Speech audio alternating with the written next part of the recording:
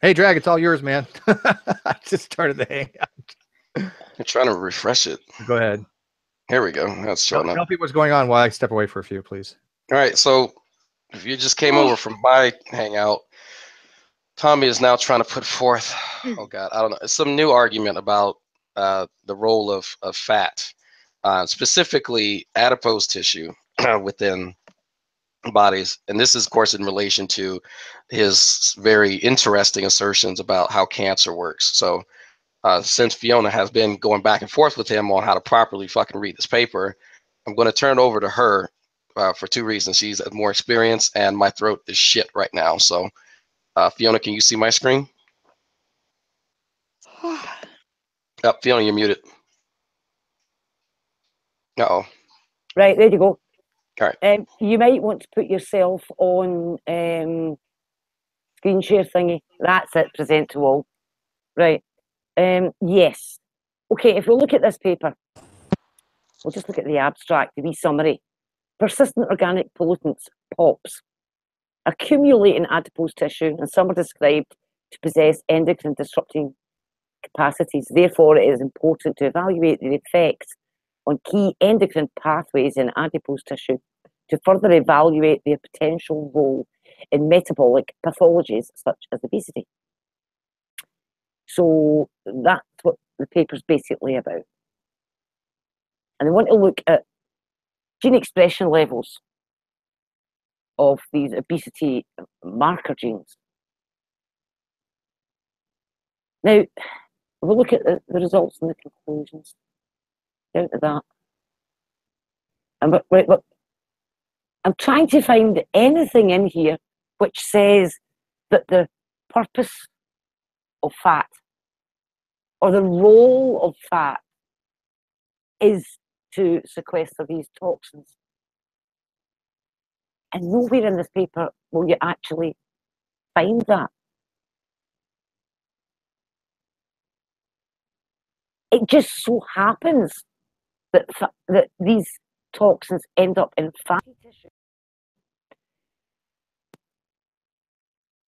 because they're covalent compounds. They do not dissolve in water, but they dissolve in a covalent solvent, fat. That's why they end up there. Their chemistry. The purpose of fat can't be said to be to sequester these toxins. And for one very, very good reason. That when fat tissue sequesters these toxins, it's not a permanent state of affairs. It's fluid. They can go in, they can come out. But here's something. While it's in a fat cell, nothing's happening to it. It's staying there, and it's still toxic. If you want to get rid of that toxin, let's say toxin,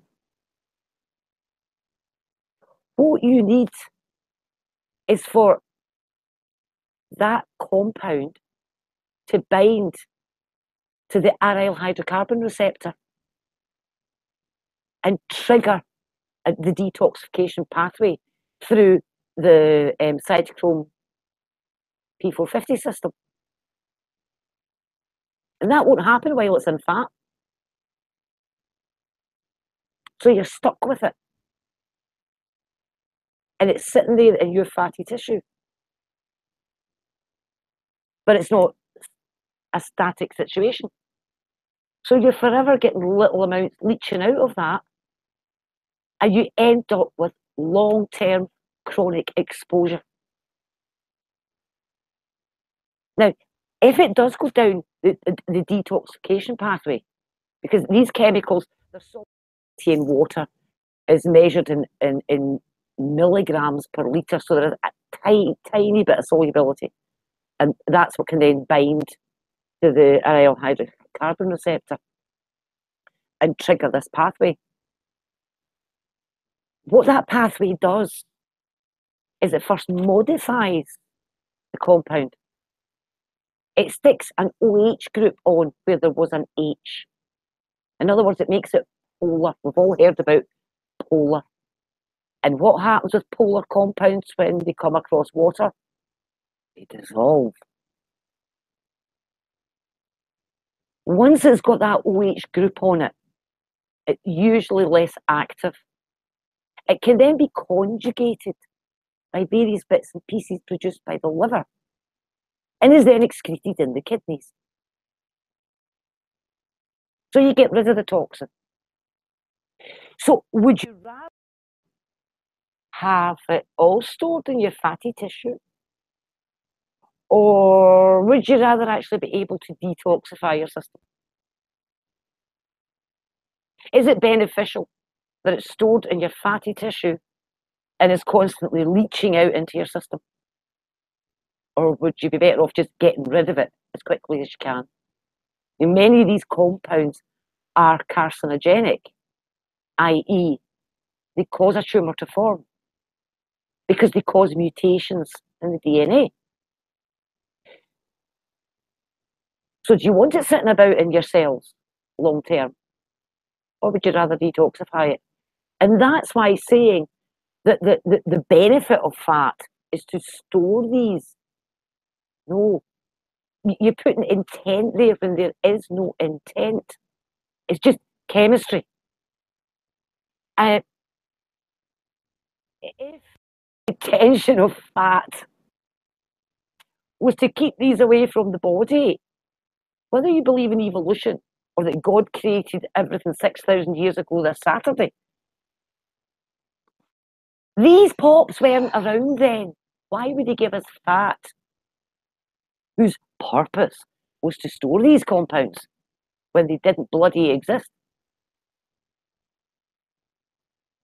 This is all to do with the fact that it's just the chemistry that dictates that these things are the hydrophobic molecules. They don't like water.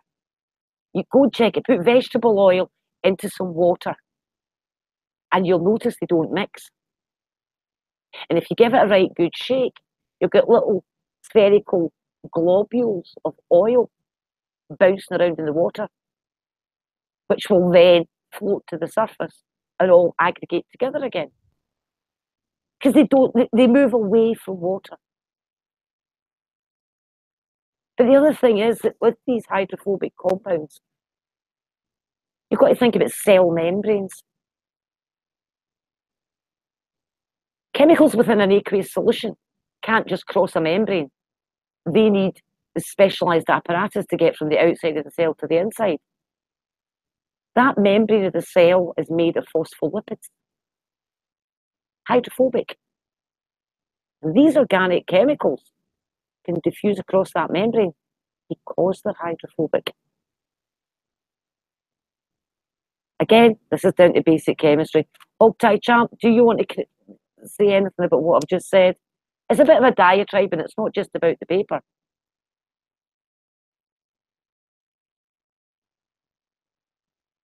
I am having serious technological problems here. I've got three, my computer, a tablet, and my phone, and two of the three have completely crapped out. So I'm trying to get my computer restarted so that it's a little better sound and not in a mobile device. Yeah, I was trying to buzz in because Fiona's going to say the stuff I want to say. All good points. I want to give. There's one way to sort of give Tommy's point a little bit of credit. And that is, like, as I hear you say, Fiona, well, is it beneficial to have toxins taken up into the adipose tissue, stored in fat cells in any fashion? And I think a person could envision some circumstances. I mean, first off, the majority of toxins that would really sort of, anything you would consider a toxin, using that definition of it, that would be a problem. They're water soluble, right? So having this fat soluble system is not going to be that much benefit, but let's grant, okay, certainly there are some fat soluble toxins. Well, that's great. We all accept as true that when you have toxins, these fat soluble toxins in your body, or any fat soluble product, whether they're toxins or not, just whatever, right? THC builds up in your fat, they say, that there's some uptake in the fat. But is it an effective detoxification method? Well, I suppose if you had not just sort of like a steady supply of toxins. I'm trying to separate two events here. Pardon me for stammering, but I'm trying to separate two events here. You have to process toxins all the time. Your body is constantly trying to stay on top of the toxins battle. And we're not talking about like industrial pollution toxins, just literally like the waste products of bacteria. Just there's all sorts of even the results of breakdown of your own cells, right? I mean, these things cause toxins. So your body's constantly trying to stay on top of this.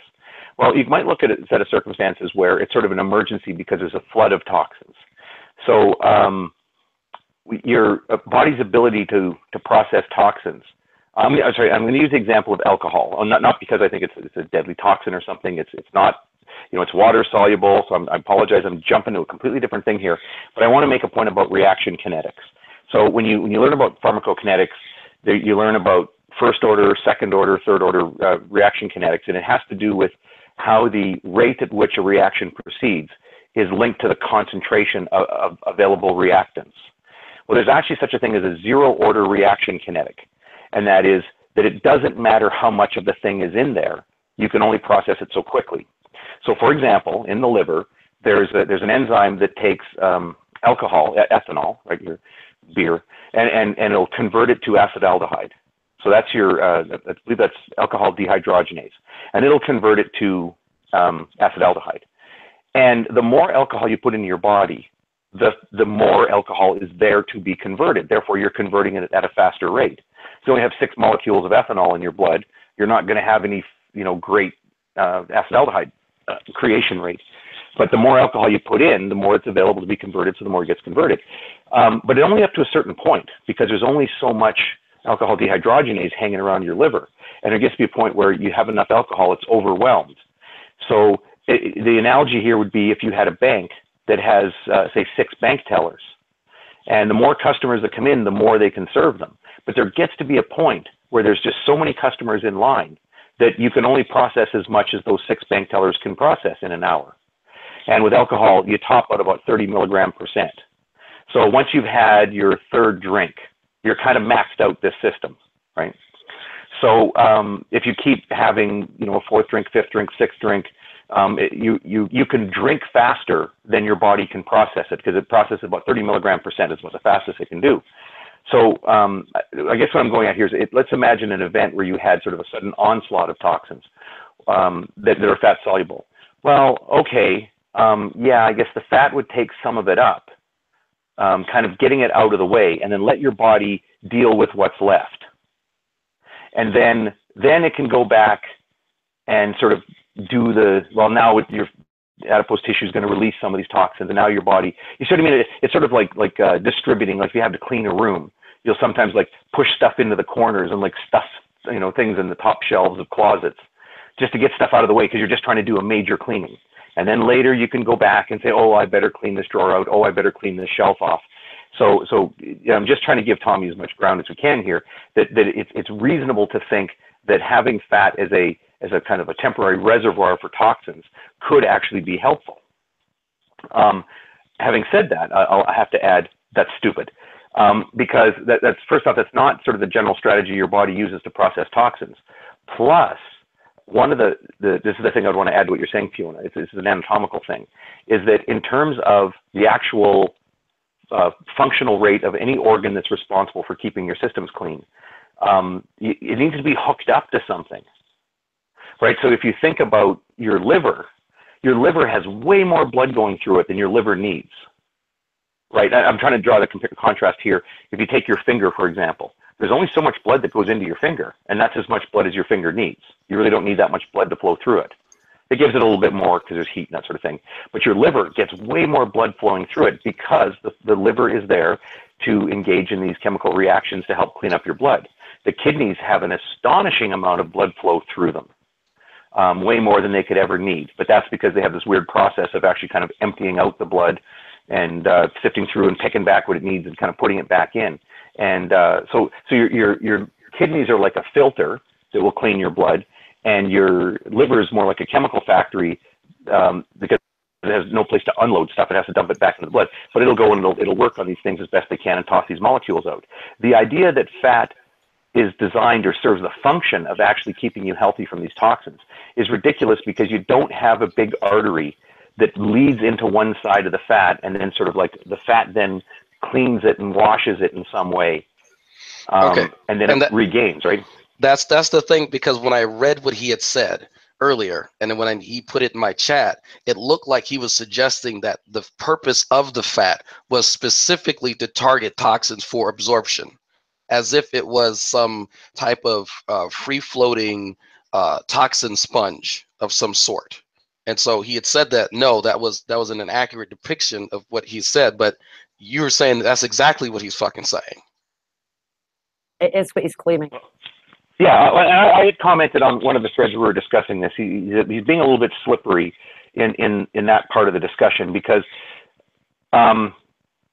like, if a person were to make the claim that something were designed, in this case we're talking about fat, if a person were to make the claim that that fat were designed by an intelligent, loving creator to have this purpose, and that's why you have it, or one of many reasons why you have it, that's a pretty tall claim, right? That's oh, sorry, just one second. I got oh, that's fine. I'll just save it like that. I'm trying to get my computer restarted, so now of course Windows has 90 questions for me. Oh, just hit save. There we go. So if a person were to like you asked the question, well, you know, was fat designed by an intelligent designer with this purpose in mind, perhaps among other purposes? A yes answer to that question is a pretty tall claim, and would require justification along multiple lines of reasoning to back that up. Where if you said, well, does fat have the purpose of cleaning the blood in this way? Well, if a yes answer to that isn't nearly as tall of an order as trying to justify that you believe there's an intelligent, conscious creator that has hopes and wishes. So it's certainly a lot, sort of a lower shelf there, but it's still a pretty tall ask, because to say that it has that purpose is sort of to imply that there's some design thing, that there was some selection process that made it so that it would work that way. Not quite as tall of an ask, but it's still pretty big. So you've gone from, you know, designed by an intelligent designer down to it has a purpose, and then he'll say, well, but it does function that way, doesn't it? Well, okay, it has that function. I mean, minimally, you know, really, truly a trivial amount that this is a helpful mechanism for your body. So I would kind of say no, not really. It functions to clean, not really. But if conceivably somebody could say yes to that. But then on the very bottom of that ladder, you've got somebody saying, well, isn't it a fact that there are fat-soluble chemicals in adipose tissue? Well, yes. That claim is not remarkable or astounding at all. Anybody in the know would just agree with that. So if you answer yes to that, if you say, yes, it is a fact, it is the case that these chemicals are taken up in fat cells, then all of a sudden run through the gears again. And all of a sudden now you're back to, well, you already agreed that it has a purpose of cleaning the blood. No, I didn't. I agreed to the simple fact that some small percentage of some minor subset of harmful chemicals end up in your adipose tissue. That's a fact. But as to whether or not that's the function or the purpose or the desires of an intelligent creator, like how high can you go up that ladder based on my simple yes answer to, yes, it's true, there are some chemicals in your fat. And this is the problem that I have with Tommy. Like, a lot of this stuff that we're discussing is upper level fucking Wargo biochem shit. And he thinks that he can read over, like just glance over a few statements in an abstract and then somehow connect it with the crazy shit that he tends to read on natural news. But it's like, not at this point, it's just trying to, oh, look how dumb Tommy is. No, some of the stuff that he's saying is just demonstrably fucking false. I don't know if there's a nice way to say that. There's just not. Like, how can you say, maybe HogTie can? You're a nice Canadian. Well, I applaud the enthusiasm. I wish more people. I just yesterday I'd seen a video about a millennial in a job interview, and she's looking at her phone the whole time. She's on whatever on her phone the whole time during the job interview, and he was saying like, oh, it says you're good with technology, and he's asking her like programming languages and stuff, and she's like, oh no, I'm good with gosh, I'm not sure how old I am. She's listing like Pinterest and like these social media things, right? And he says, oh, and I suppose Facebook too. And she's like, no, Facebook is for old people, you know? And then he says, look, you need to have a really good grasp of technology because I'm going to come to you with questions. I need you to research things to find out what's out there through technology, what the answer to these questions are. And she goes, oh, I can totally do that. I can just ask Siri, right? So there's this growing, you know, ask Google, ask Siri mentality that, you know, if you want to know something, you can find something. And I like that people want to start that way. And I like that people then want to say, well, how does this information get established? I want to look into the literature. Having said that, the thing that really concerns me about Tommy Hall's approach to doing this research, I mean, it's great that he's pulling these papers. I think that's awesome. Except for the fact that what search terms does he use? Like, how does he find these papers? Because if you ever say something to him like I'm going to have to compare him to G-Man in a second here, and you'll see why. But if you ask him a question, or if he makes some point about like the tumors being like chemical storage places or whatever, and then he'll be like, well, here's a paper. And there's a few words in the title and something in the abstract about how there are these chemicals in those things. So how does he find that paper? Does he go on you know, Medline or PubMed or something and go, Medline, oh my God, I'm old. I meant PubMed, trust me. He's on Ovid for crying out loud. Does he go on and then type, you know, please show me an article that says there are toxins in tumors, right? Like, to me, it's great that he likes to read the papers, but he's just so completely incurious about the fact of the matter. He doesn't want to know what comports with it. You can find papers that say things. You can find papers that you can misread and misinterpret to go along with what you already believed before you pull the paper. But that's a grand waste of time. I already have beliefs. I don't need to go, you know, do like find, you know, English, the pin, needle in a haystack. Thank you. The needle in a haystack paper that you can misinterpret to confirm your own beliefs. Like, why would I want to go through all that legwork to end up at square zero? I just go ahead and I just believe what I want to believe, right? Why would you bother doing that? But when you're really curious about the fact of the matter, then you have to read many of these papers and develop a broad understanding. And it reminds me, and this is going to be a bit of a spurious connection, but only because I think people might remember this moment. But when G-Man had that discussion with Emperor Atheist, and Emperor Atheist told him that he didn't accept that the ancient Hebrews had been enslaved by the Egyptians. And G-Man was floored by this. I don't think he'd ever heard that before. So I was explaining to him calmly in your Hangout, Drag, that no, this is a legitimate thing. There are many people who don't accept. And do you remember I asked the question? I said, like, there are people who say that there's a story about the Jews being enslaved in Egypt, and then there's a story about Jews being killed in Auschwitz and Dachau under Nazi regime. Mm-hmm. There are people out there who say both of those stories are false. There are people out there who say both of those stories are true. So how would you set about to find out whether or not one or both of those stories are true? And so he's explaining something in the Bible, whatever, you know, and then I say, no, I'm just asking you, how would you confirm that the ancient Hebrews were actually in Egypt building pyramids, like in that famous Charlton Heston movie? Like, or no, I didn't ask him, sorry, I screwed that up because I didn't ask him, how would you confirm it? I asked him, how would you determine whether the story is true or not? Right. And he said, you can go on Google and you can do a search for proof that the ancient Jews were in Egypt or enslaved in Egypt. Well, what the fuck? I can go on the internet and I can do proof that the Holocaust is fake. And Google's going to give me web pages that'll give me proof that the Holocaust is fake. That's not how you set out to find out what is true and what isn't. And this is my concern about Tommy. I'm not saying he's that bad for, you know, like G-Man who believes this Charlton Heston movie, so much so that G-Man thinks the pyramids, the building of the pyramids is mentioned in the Bible, he tells us. Probably not in Exodus, but it's somewhere else, and I'm not at liberty to say he tells us. But Tommy's the same way when it comes to cancer research. Is he has a vision, and presumably he got a book and then also has maybe added onto it and done some thinking on his own and constructed some ideas. And then as he goes to say, well, look, this is what really cancer is all about, you know, 1, 2, 3, 4, 5. When you challenge him on any single point, then he's there on some research thing and types, you know, please give me a paper that I can squint when I read it and come up with the opinion I already had before I even turned my computer on this morning. That's one thing that I'm always kind of, I guess, mystified by like what search terms are these guys looking for, and are they really going about this as objectively and as skeptical as they say? Because if you actually peel back some of the layers to what these guys are saying, as far as, well, you just need to be skeptical about these things. What they're saying is you need to be skeptical against what the majority of people say in society, but not against the claims that I am now putting forth in rejection to the claims of the majority. He is not skeptical in any way, shape, or form. And I say that based on his responses, because like you said, when you kind of begin to press him on any of these individual points, the responses that you get aren't that, no, I didn't go and look up a source to a secondary source to confirm this. I didn't look up any other papers.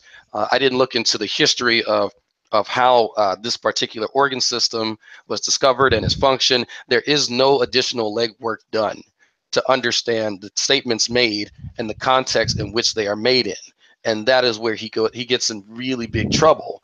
And so it's odd that he gets upset that we do nitpick some of the things that he says, because even this is a perfect example. When he first started saying this, I got the impression that he was treating adipose tissue as if it was a part of your immune system. And it seems I wasn't the only one who got that impression.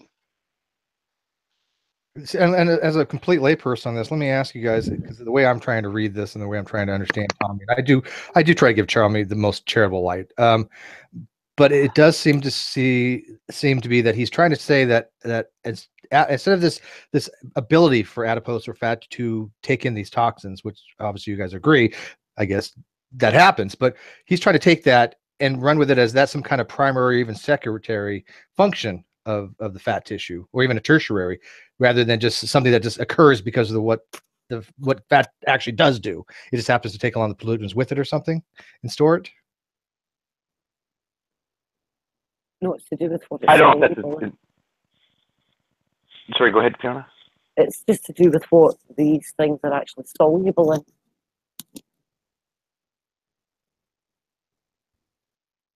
That's it.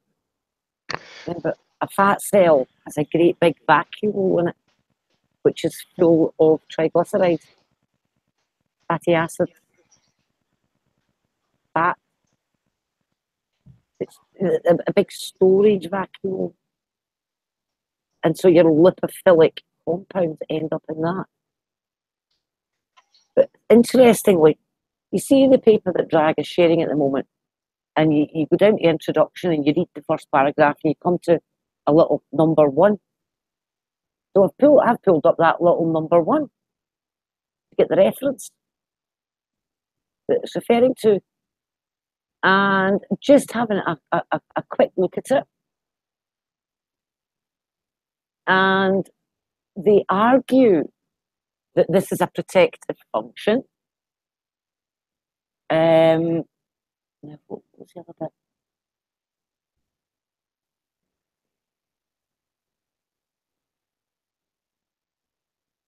Right, here's what it said, the discussion of the paper.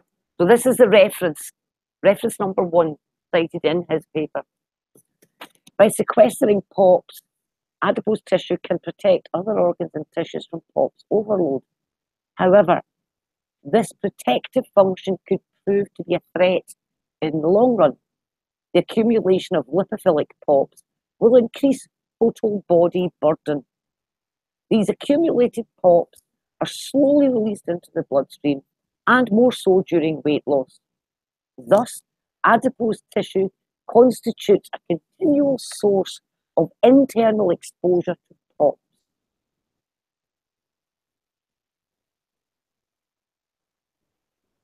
That's exactly what I was saying. Yeah, this is a paper I would want to. Well, sorry, not this one. The first one, and then this is reference number 1 as cited in the first paper. Yeah, I mean, I don't know. I mean, maybe to try to turn this lemons into lemonade here. I really want to sit down with these papers and go through this one and the first one, because I don't know. I mean, I think Tommy's raising an interesting point. I think he's got some of the really key details wrong, and then he inserts a chubby philosophical layer on top of it, or theological layer on top. and it's just getting everybody's hackles up. And he's coming in and saying, "Oh, I'm gonna take you on a hangout, and I'm gonna expose you. I'm gonna expose you." By the way, I could interrupt myself for a second. I love the idea because he was on this about the live chat too, about he can't talk to Fiona because she's too rude. And if he ever gets Drag or me into a hangout, he's going to expose us. And like he's expressly said, "Oh, I'll expose Hog." Okay, so you know what? I'm sure that there's some nugget of information. I'm sure anybody in this broadcast or listening to this broadcast, you know what? Crack your knuckles and sit down at the keyboard and you go ahead and you read these papers. And you know what? You won't have to look for that far before you find a little bit of information that I don't know. You're not going to hurt my feelings by telling me something that I didn't know. Breaking up, HogTie. Yeah, you're starting to robot. Yeah. By the way, could I just point out?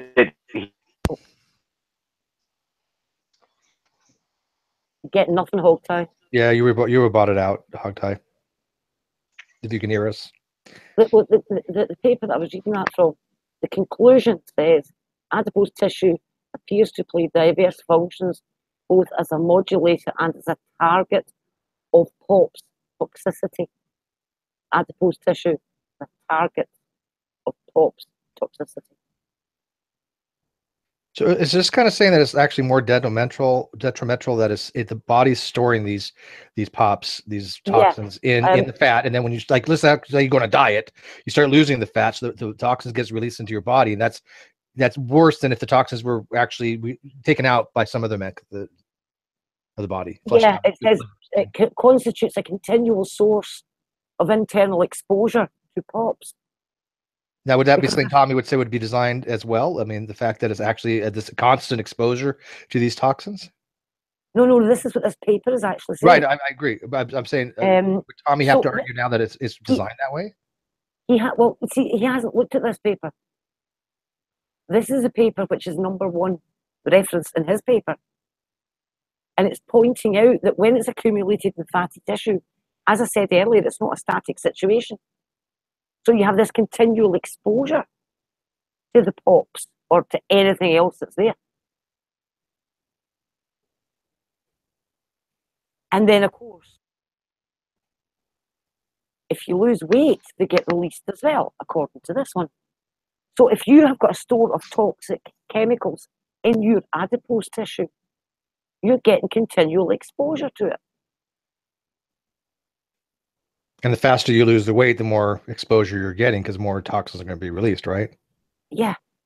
So, and then you've also got to think of this. When you're pregnant, you lay down extra fat stores to be converted into breast milk. So you would be feeding the toxins to your offspring when you start burning that fat when you're breastfeeding. Whereas if it didn't go into the adipose tissue, if it was like one of the polar toxins, then your body would be able to get rid of it. If it didn't go into the fat tissue, it would be binding to the aryl hydrocarbon receptor, induce the production of the alternative cytochrome P450. I think it's 1A, CYP1A. That induces, which then allows the detoxification, and you get rid of it in your kidneys. You pee it out, but you can't pee out fat because urine is aqueous.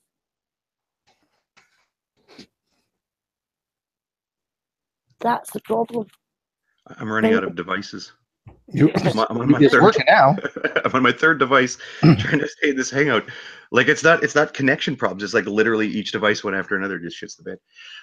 No, that's kind of where at least in the direction I was headed. Although I didn't think of the thing about childbearing and feeding children.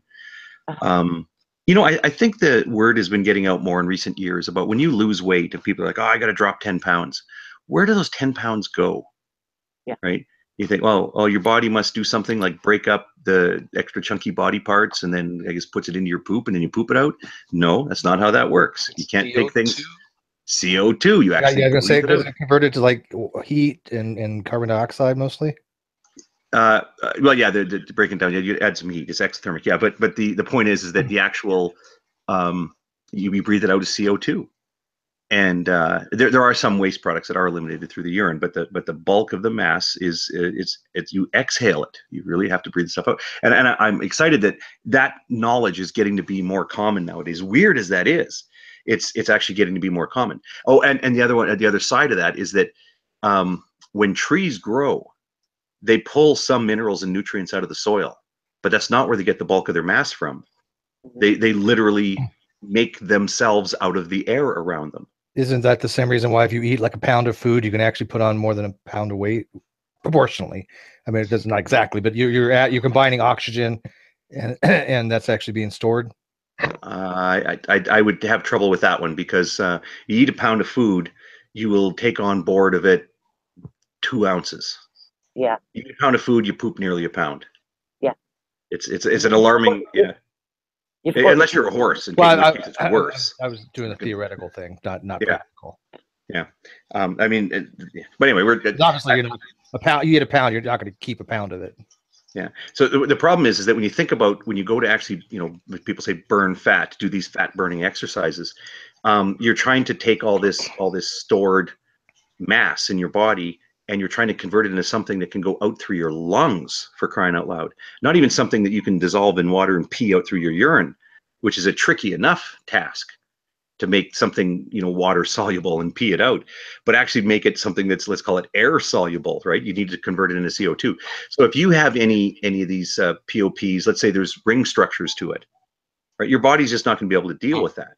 So when it comes down to, as I kind of like Fiona's point about, childbirth and feeding kids and feeding babies, I think those are kind of important issues. You actually sort of would create problems.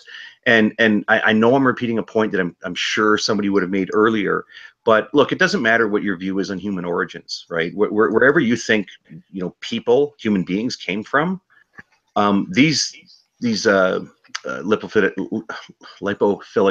POPs weren't around when the first monkeys decided to be smart monkeys. Or if your view is that there was a Garden of Eden and then there was a fall and then people spread out and there was a flood and then, people spread out. These things that we're talking about, that when Fiona read that discussion portion of the abstract, those things weren't around during the genesis of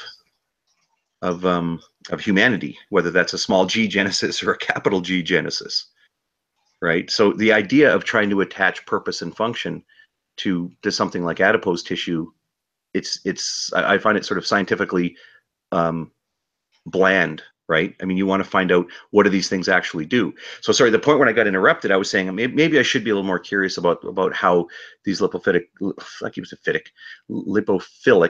POPs are being dealt with, because like I was pitching the idea that it's sort of conceivable that it would be helpful to, as I say, so to speak, sweep some of the mess under the rug, or under the, so that you can come back and deal with it later. But Fiona read aloud that portion of the discussion from that abstract that says, for really many of these things, maybe all of them, I don't know, it sounds like you're kicking the can down the road, and kicking the can down this road might be a truly dangerous thing for your body, because you're not just dealing with one toxic event, but you're dealing with sustained low dose toxicity over a period of years or even decades, some of those being childbearing and child rearing years. This is all your fat cells continually giving a small amount of toxins to you over a period of time. Yeah, and I was making the pitch. I think that's actually better. Like, I think if I was exposed to some chemical, I would rather have my body sort of deal with the bulk of it right away, and then deal with, bits of it over time, rather than try to handle it all at once and be clean as a whistle. But that's because I'm trying to sort of bend and say to Tommy, like, he's getting some information, and that idea isn't totally stupid. Well, what do you think the body handles the load better? If you're releasing it, at a low dose, is it easier for the body to take care of it then and not be so detrimental, the effects, as opposed to like a single release of toxins to the body?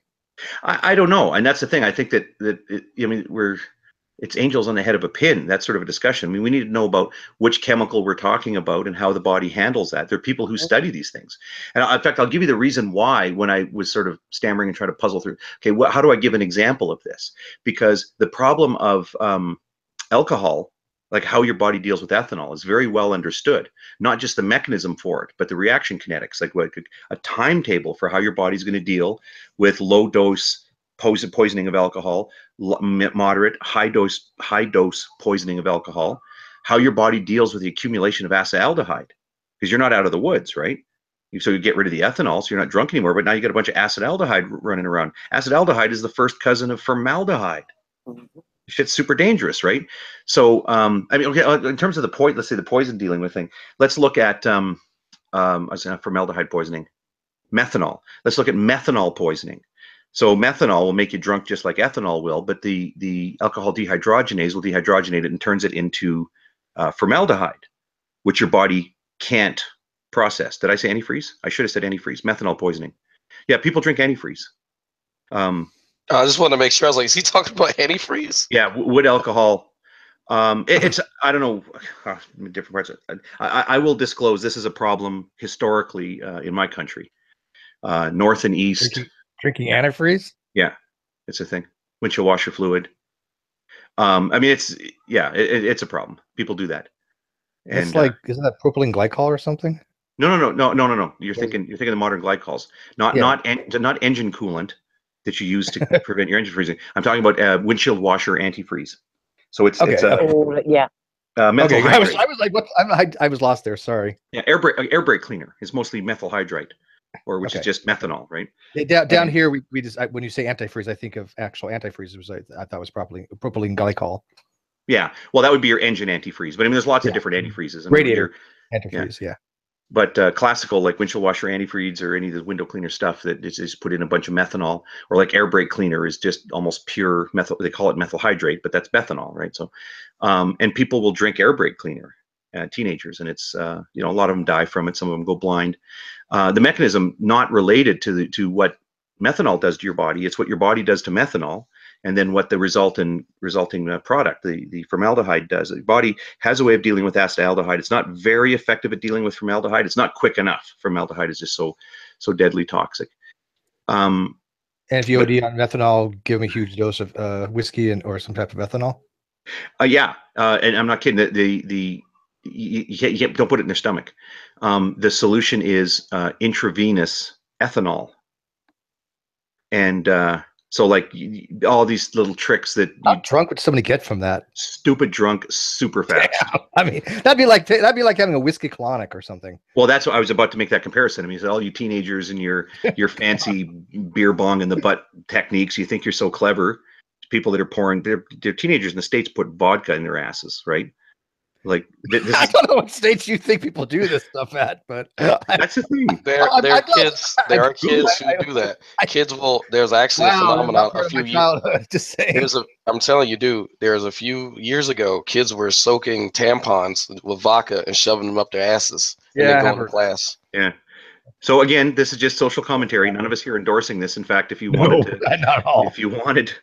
I can tell you that there's a couple of reasons why you shouldn't. It actually increases your cancer risk significantly. If you want to know why it works, it's the first pass effect. Any alcohol you pour into your stomach, absorbed through the stomach or through the first portion of the lower intestine, is promptly dispatched off to the liver, and a significant percentage of it in that first pass to the liver is converted to acetaldehyde long before it ever gets to tickle your brain and give you that warm fuzzy feeling. But if you put it in your ass, it doesn't go to the liver first, and you absorb the vast majority of it. Goes to your brain and you feel stupid and whatever, and that's great. So it saves you some money, but it's not great. There are significant health risks. You could actually do physical damage to the tissues in the bum, and you can even greatly increase your cancer risk from doing this. So it's not worth it. Like, don't be a cheapskate. Now, anyway, if you go to the hospital, they'll give it to you intravenously. They just put the ethanol straight in your bloodstream, and the thinking there being is that if you so you've got a whole bunch of methanol floating around your blood, and your liver, those bank tellers in your liver are madly transacting the methanol to convert it into formaldehyde. So we're going to flood those bank tellers with a whole bunch of ethanol so that they're too busy making acetaldehyde, which your body can deal with by acetaldehyde dehydrogenase. And then the formaldehyde can be dealt with slowly. So, I mean, when you ask that question, like, well, would you rather deal with it at once or delay the processing? I'm sort of pitching this sweep it under the carpet thing because I'm making parallels to other well-known mechanisms of emergency toxicity in humans, right? So in that situation, if I had a bunch of formaldehyde in my body, I would rather let my body take its time dealing with the formaldehyde. More of it's going to go out through my skin and breath, so I won't have to chemically process it. And I just won't have this toxic load sitting in there all the time. You're better off to process formaldehyde over a period of days rather than have your body process it all at once. It's potentially fatal. Sorry, I keep saying formaldehyde. I meant methanol. Right, if I wanted to get rid of the methanol. Here we go. Here's somebody who knows what they're talking about. Let this guy explain that. But the point is then if you say, oh, well, what about 4,2-cis diazo or pharmylphenol something, I don't know, give me some fucking chemical name, and then tell me whether I'd rather have my body process it in a hurry or to sweep it under the carpet and then process it over the next 10 years of my life.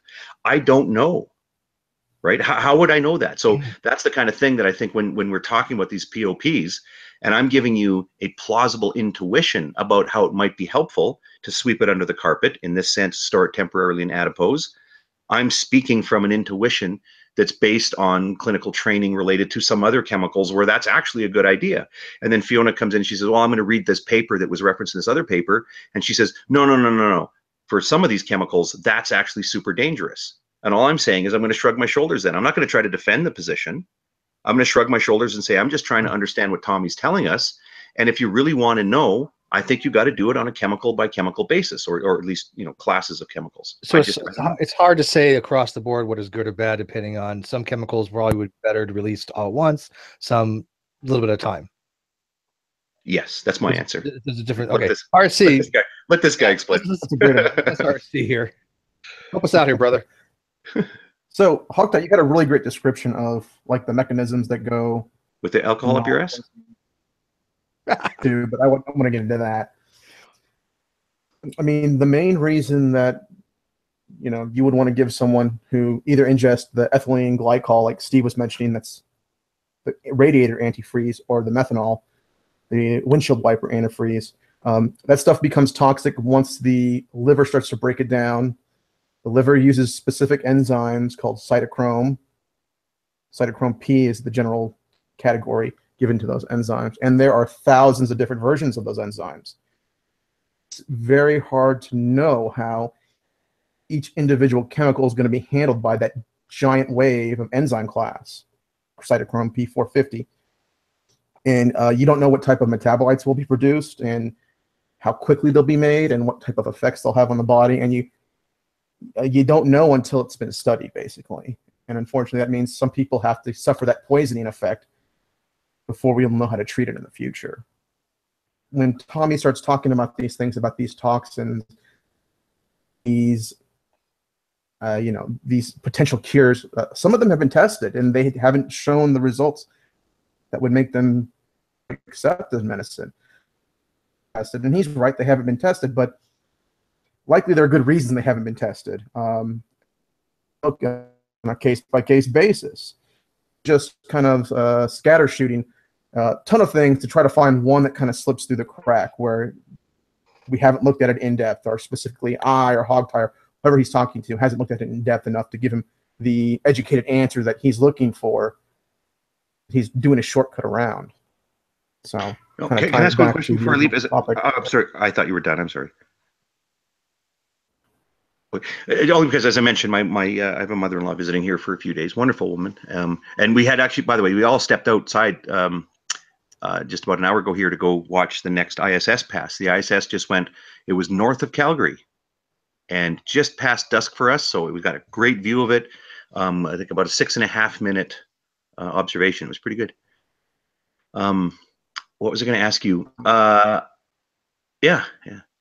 There's I get frustrated sometimes when I listen and I go, that's wrong, and I try to think, okay, I'm gonna set aside some of these things, but I want to sort of get this general message across that I'm going to say, don't worry about the chaff. I don't know, but I do think this issue about the fat being functional, very useful thing, protective.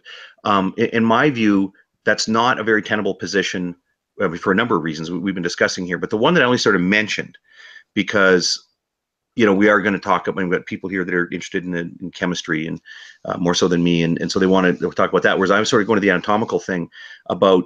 I mean, did you hear my point about the fat is not a filter? And the physiology.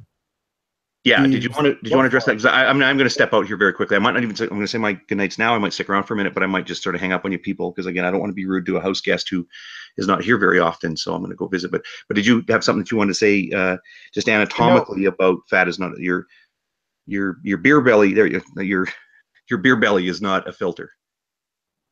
No, I think I may have mentioned in the chat, the live chat, that you are 100% right on that. The blood flow that fat receive, it comes through the tiniest of vessels in the body, through the capillaries. So fraction of the blood supply that's going through those vessels that is received and that could potentially, quote unquote, be filtered by the fat. Anything that has a mechanism to filter, detoxify, or do anything like that, for example, the lungs, they filter in the oxygen, filter out the CO2. It filters out the toxins. It makes toxins more soluble so they can be urinated out, and the kidney filters things out into the urine. A lot of blood supply from multiple vessels, from multiple sections of the body. Fat doesn't fit that criteria. It doesn't meet the same physiologic standards that you would expect of something to have that function. And I think the real concept in the paper that Tommy was quoting, it can be seen if you read the conclusion, the actual conclusion at the bottom of the paper. And since it's a publicly archived paper, I went ahead and read it. I even posted some of it in the chat, before the conversation got started. Paper, first of all, they didn't do any trials. They didn't do anything like that. They were just reviewing the work of everyone else before them. Their conclusion really wasn't anything novel.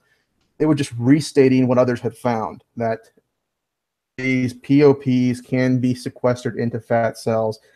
But even at the end, they made it, it's uncertain what type of role this plays overall. They're uncertain what are the dynamics of this sequestration, how long does it stay in the fat, or it leaves, what are the toxic and mediating factors. It's not well understood, and really this paper's point was that research can be focused in this direction because it definitely is going to affect the medicines we give people. People get sequestered into places like into the lipids or the fats. That's not where we're targeting the medicines for. That tends to be a problem because you're either causing the medicine to not go where it's needed, or you're going to cause adverse side effects because the medicine is affecting areas you're not intending. So for those two reasons, I think that should be the take home. Tommy's saying at all, it's way off base. So basically, Tommy is trying to claim some kind of filtration system by the adipose, even though there's no mechanism there to actually act upon as a filtration system. There's no structure. That's what we're guessing, but without him actually telling us, your guess is as good as mine. I invited him. He shouldn't have a threat to come in here. He's been into my Hangouts numerous times. He's suffered through much more intense panel than this, I assure you. Well, yes, and I understand that it's a language barrier problem. The language that's used in a research paper like the one he's quoting, a language. It's not the colloquial language that I'm sure Tommy is used to. And therefore, I can understand why there might be something lost in translation. But for him to be so adamant that the way he's reading is the only way it can be interpreted through and read the paper, they even make specific points to say, we're uncertain about, the role, what this actually means for the whole system. That should be telling you not to jump to the conclusion, because he's jumping from, okay, the toxins come to the fat, to the fact that there's cancer. He's making that connection, and that connection is nowhere stated in the paper.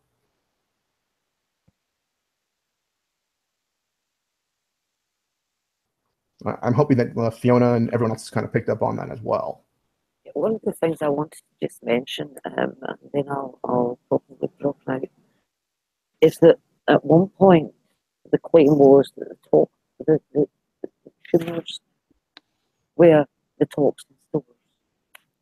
And then it became the adipose tissue, the fat is the toxin store. And there's also been the claim that the tumour is fat. That's what it is. And so he hasn't even really been able to clarify what it is he's claiming. Is it the tumour? Is it the fat? And when I asked for evidence of this, right, he made the claim that tumours are full of these toxins.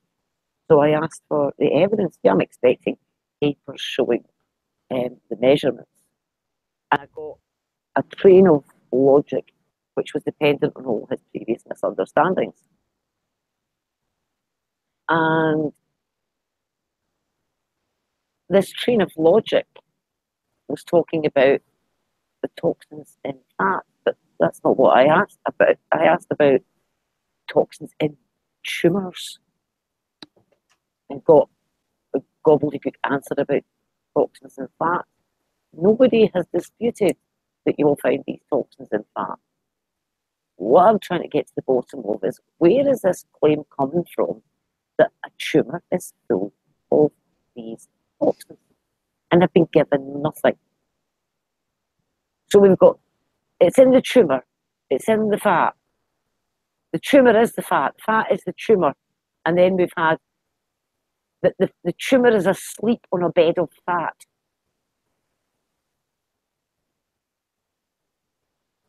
And I think it's the way these terms have been getting used as if they're interchangeable, you know, tumour and fat, has totally confused the issue, because he will switch from one to the other depending on what paper he is going to attempt to throw out. Now, those paper, that paper that he gave about, you know, fat being beneficial and all the rest of it, that was round about the time that we were also talking about evidence for the toxins in the tumours.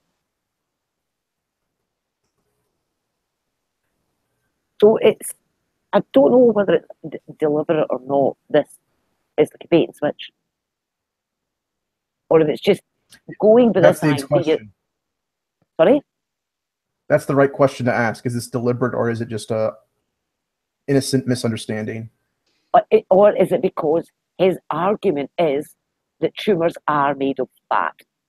Because if you remember when it was pointed out to him that not all tumours are made of fat, to back it up, he produced some information about lipomas, ignoring all the other types of tumours that aren't fat. But that was to back up his claim that tumours are fat. So I really don't know where you go with this. Because it's very difficult if you're talking to him about metabolism within a tumour, and he starts talking about metabolism in fatty tissue, or vice versa.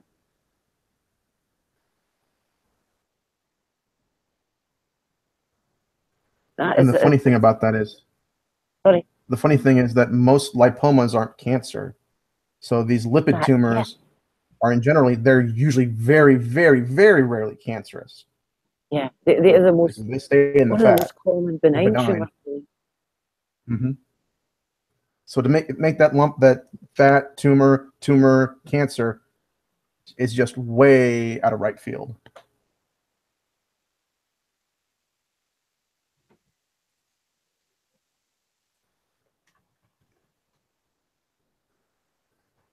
Fiona, do you have any thoughts about whether you think Tommy is just misreading this, or is there some kind of malice behind?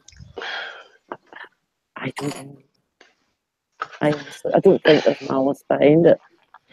I don't think malice would be the right word. I think there's just there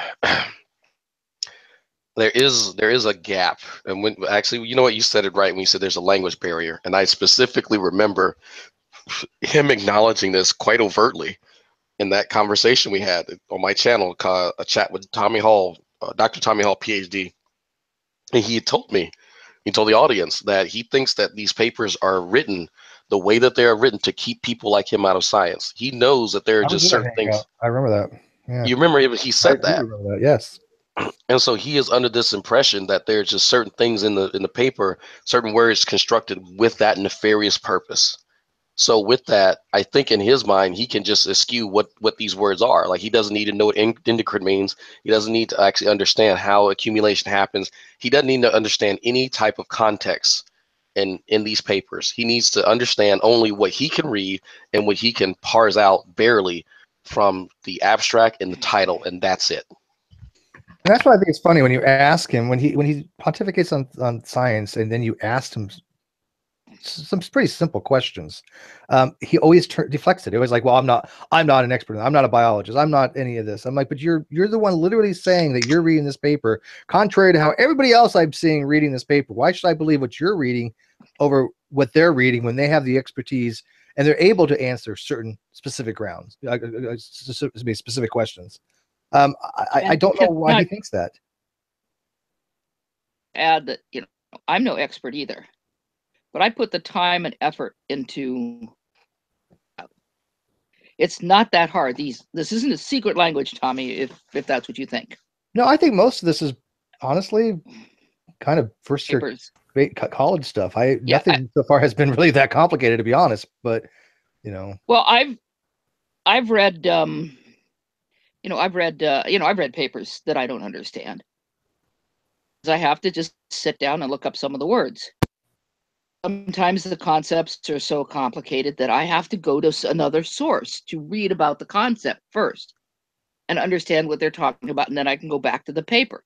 But that's a challenge to me. That's because I'm interested in the subject, understand what's being talked about. It's not that difficult. Knowledge on this, though, too. You have some basic understanding, much better than anybody in the Clown Car Posse does. Yeah, I have a better foundation. I do have college classes in my background, and I went to an excellent college preparatory high school, brilliant teachers, and I had a very supportive family from the time I was very small. When I was in love with dinosaurs, you know, my parents saw to it that I had all the dinosaur books I wanted, and I could spend hours in the library. If I wanted to go to the library, my mom would take me to the library, and I'd sit there on the floor, and I'd pull out dinosaur books and things like that, and I'd sit there on the floor and read them. And came to my mom once, and I found about this later. She said, "Do you know what she's reading back there?" And my mom told the librarian, "Yeah, let her read whatever she wants."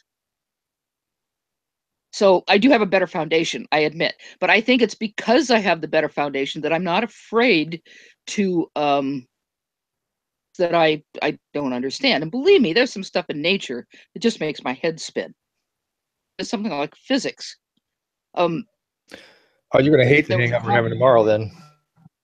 Oh no, I would probably love it. Good hangouts. It's gonna be on belly quality and local realism.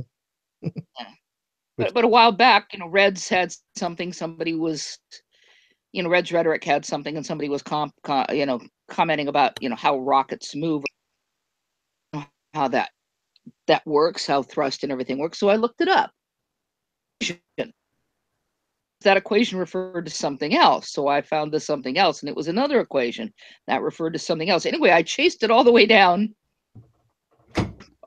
the very simple beginning, and then I could go from the very simple beginning and see how everything built up to. But it's a matter of putting in the work. To put in the work. Neither are most of the CCP.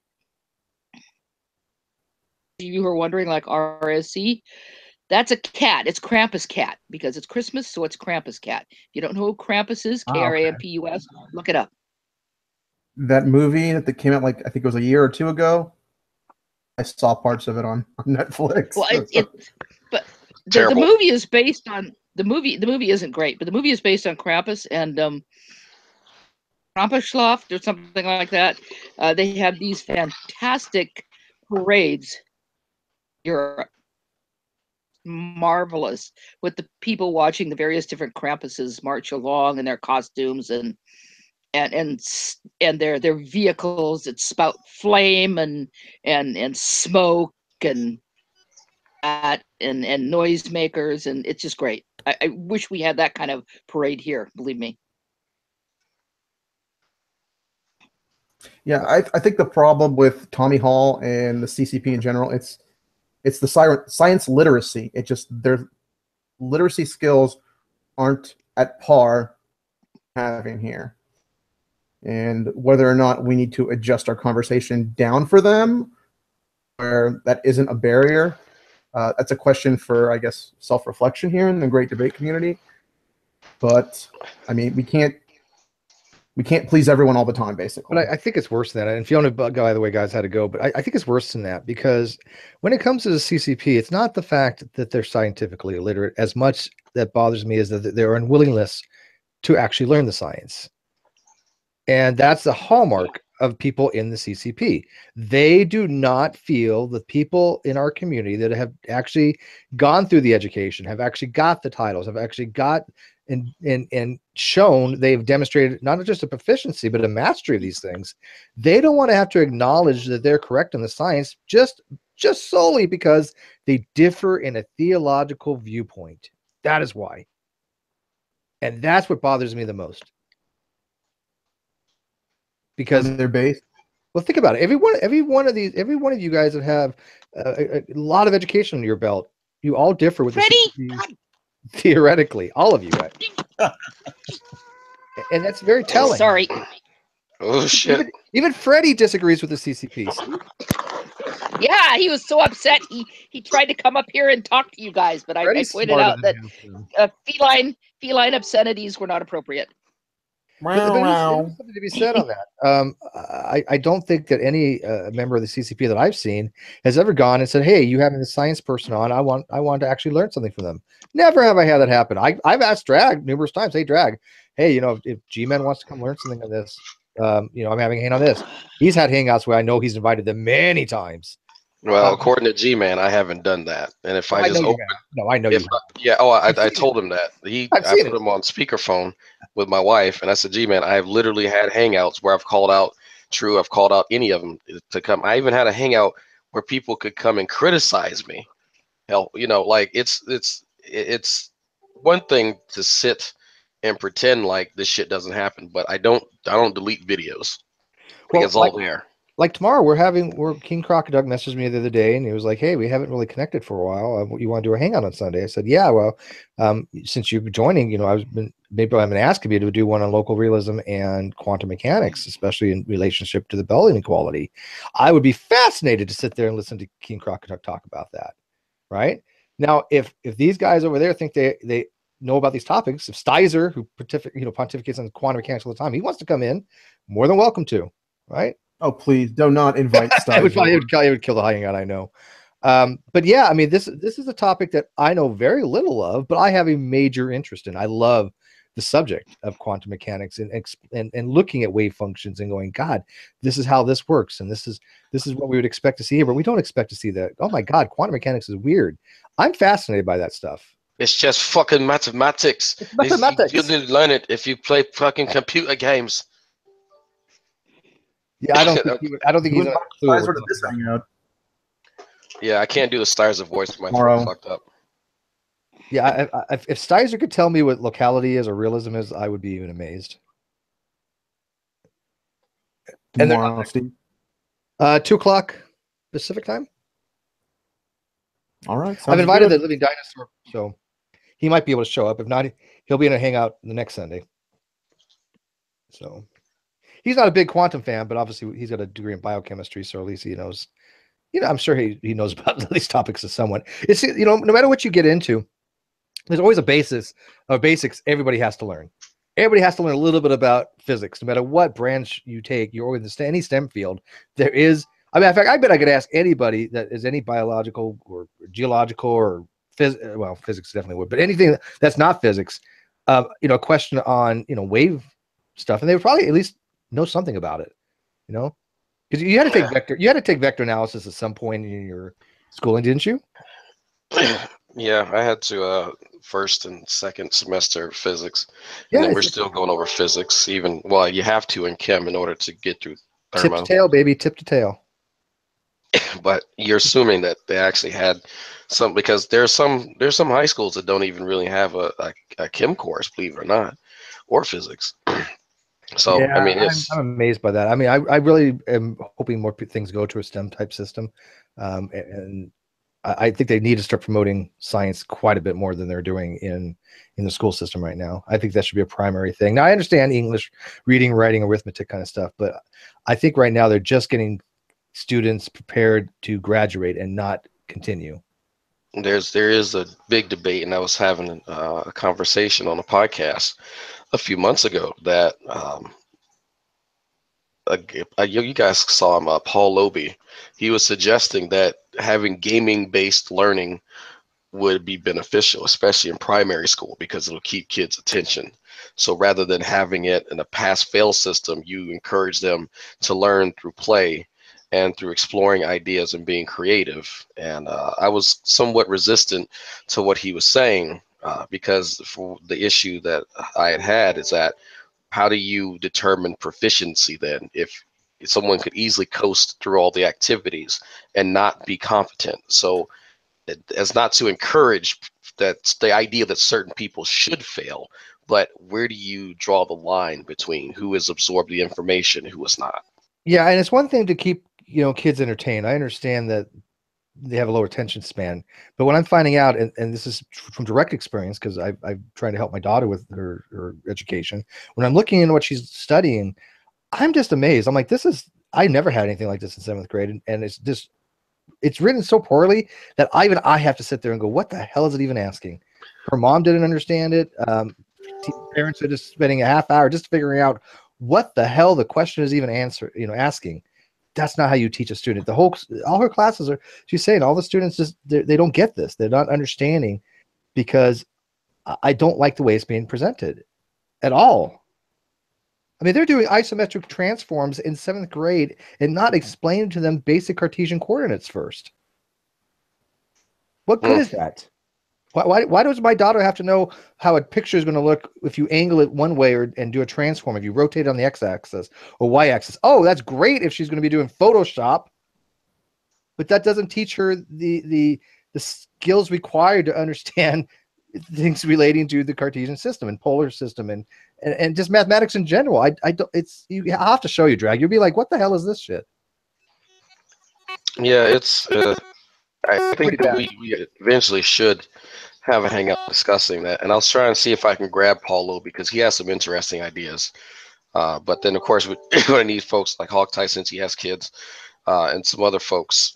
And definitely grab Fiona to see and compare, because I think it would be a beneficial hangout to have since we talk about how little people actually know and compare it to their peers in other countries, because it's telling. Dude, we're getting crapped on. Yeah, I mean it's not the issue that we need to be beating the kids in China kind of thing, like people like to beat that fucking drum, but it is a fact that what's being taught has to be useful in this contemporary environment. And for me, there's a lack of emphasis on critical thinking skills. And so you have adults who are my age, my peers, that use incredibly fallacious logic, not because they choose to and they acknowledge it, because they don't realize it. And they think that fallacious logic is somehow, because it's intuitive to some degree, that it's right. And so they're ignorant to that fact. And they should not be ignorant to that, because this hinders their ability to make logical choices. And so in this case, if there's a school system, there's an ISD here in Texas that contributed to the way that Tommy sees material like in legalese, for instance, he shouldn't be able to think that he can just type a line into Google and translate it. He should be able to think to himself, man, I might need to understand these terms and the concepts that support them, then understand the context that it's spoken in order for me to continue reading this legal document, or I defer to someone who has formal training in this. It shouldn't be that he looks at something and assumes what it fucking means and then goes out and thinks that his really I'm trying to be nice, that his weak grasp of what he's reading is somehow good enough to support this argument that he's now trying to produce, because it's fucking ridiculous. And that's what kind of frustrates me to a degree, because I've had to reach out to MP for something in one of my courses, because my instructor said, hey, if you guys aren't philosophy majors or law majors, you're not going to understand this, but you need to read this for our discussion Wednesday. I contacted MP that night and I sent him this, and he said, look, I'm not sure why your instructor gave you this, because if you're not training to be a lawyer, there's no way you can read that. So should I have not contacted MP and just simply tried to read legalese and understand the context of what this, I think it was like Medina versus Texas or some shit like that, you know? Like, I would have been at a loss. I wouldn't have been able to participate in that conversation had I not contacted MP. So this is a real life example of like the stupid shit that we encounter here on G+. I love the fact that you had brought up that very point about them taking logical fallacies and running with them, because some of them seem like the way to go. Some of them seem to be the correct way. They're intuitive in some way. When they're not, they're actually fallacious. But that is something that all the clown posse have in common, because we've seen it with Antonio Fletcher when he was trying to tell people what a fallacy was. Do you remember him getting any one of them correct? I don't. I don't remember him ever getting a single one of them correct. And when we had that little fun hangout that I had, that little game that we were playing, Name That Fallacy, which, by the way, I enjoyed that. It's hard to do something similar because we really went through a lot of fallacies, but I'm going to try to do something more along those lines. But did you see any of them playing along, even in the live chat? No. I mean, they didn't even want to learn what the correct fallacies are. And then I've noticed this a lot. When somebody doesn't understand what you're saying, or they don't understand your argument, or they don't ask for clarification, the easiest thing for them to do is to throw out some fallacy name. Doesn't matter where that fallacy sticks. It doesn't matter if it has any relevancy to what you're saying. It's just, oh, I don't understand what you're saying. You're committing this fallacy. And then when you ask them, okay, well, how am I committing that fallacy? Oh, you just are. Well, no. But I see it an awful lot, and I see that especially with the people that don't understand many times what is being spoken. Oh, this must be a fallacy, and then they get the fallacy wrong. A lot. So, Steve, like people who go through that unwillingness to learn, how would you handle students like that in an educational system? Because I think that's where the educational system fails people. Is, well, I know I felt going up to school, I felt held back by the people who refused to participate, refused to go along with whatever was being demonstrated, whatever was being presented, everything back for everyone, not just me, but yeah, but I think that's a disadvantage on that. I don't have a good pedagogical answer for that. The reason being is because most of my training, I went through a couple years of college, but the hardcore stuff that I was taking, there was no option not to learn it. Okay, you learn it, or you have the potential to actually go to jail. I mean, you can go to prison for dereliction of duty. It's, in 2 years, all you're doing is obeying them. They say you study this, you study this. They say you need to regurgitate this, you regurgitate that. They say, how do you solve this problem? You solve that problem. There is no try. There is just do, right? So that kind of approach obviously wouldn't work in the civilian sector, clearly. But if somebody doesn't want to learn things properly, I don't know if there is a way to get around that. I mean, you could try to put it in different ways. You can try to explain it a different way, but I don't think that we should compromise. I do not think that a compromise should be, oh, okay, well, you have this opinion that the earth is 7,000 years old, and you have this, what you believe to be evidence. Okay, it's possible. Therefore, let's teach it inside alongside of a evolution, or teach it inside of radiometric dating. No, that stuff needs to be completely obliterated from classroom. If a student holds on to their ideological beliefs, that you can't change that. You can't say, okay, stop believing something. It's not going to work. But when you take this test, you better answer it in the way that the questions should be answered. And if people want to call that indoctrination, I don't care. It's not. It is education. And labeling an indoctrination just because they feel that, oh, I don't understand evolutionary theory, therefore it shouldn't be taught. Therefore, it's indoctrination by teaching my students, my kids this, and it's my tax money going into this. Let them bitch. Let them bitch. Because you know what? I don't understand spirituality. What's that? So, I said, I don't understand spirituality. So, vice versa. If you're teaching your kids spirituality, then you're indoctrinating them as well. Well, yeah, but they're going to complain that the school system is indoctrinating them on things like evolutionary theory. That's their buzzword, right? But they don't understand that it's not indoctrination when it's actual education. If you can show this stuff to be true, that's not indoctrination. This is actual facts. They don't understand it, so they just say, "Oh, well, it's indoctrination." And I'm at the point now is like, you know what? Let them say it, but they're going to be more and more marginalized. That's why I don't mind things like dumb fuck of the year or anything like that, because there has to be some kind of marginalization of people that are at the point where they do not want to learn anything. They have a willful dishonesty to even try to learn the things properly. Because if you look at all of them, none of them could pass a 5th grade science test. None of them. Right? That doesn't matter what their ideological beliefs is. They don't know shit from Shinola. But the issue I have with that is that puts kids at disadvantage, because usually, and I say kids, I'm speaking from personal experience with a guy who he was homeschooled. His parents fairly religious, and he was trying to go get his GED because his homeschool, well, the quality of whatever fucking rinky-dink homeschool program it was not on par with Louisiana state standards. So when he had to go study for the GED, he contacted me for a little bit of help with some pre-calc. And I was like, dude, what you're asking me is definitely like pre-calc going into calculus. He's like, well, I never learned that. And, doing homeschool, I was like, I hate to tell you, this is what you're doing. So we can say that, hey, if the parents of the kids can, have them removed from science classrooms, that really puts them Louisiana does have GED standard, believe it or not. That sounds odd. I thought the standard in Louisiana is you just had to show up. Yeah, well, you do in most cases. In some parishes, that's really all.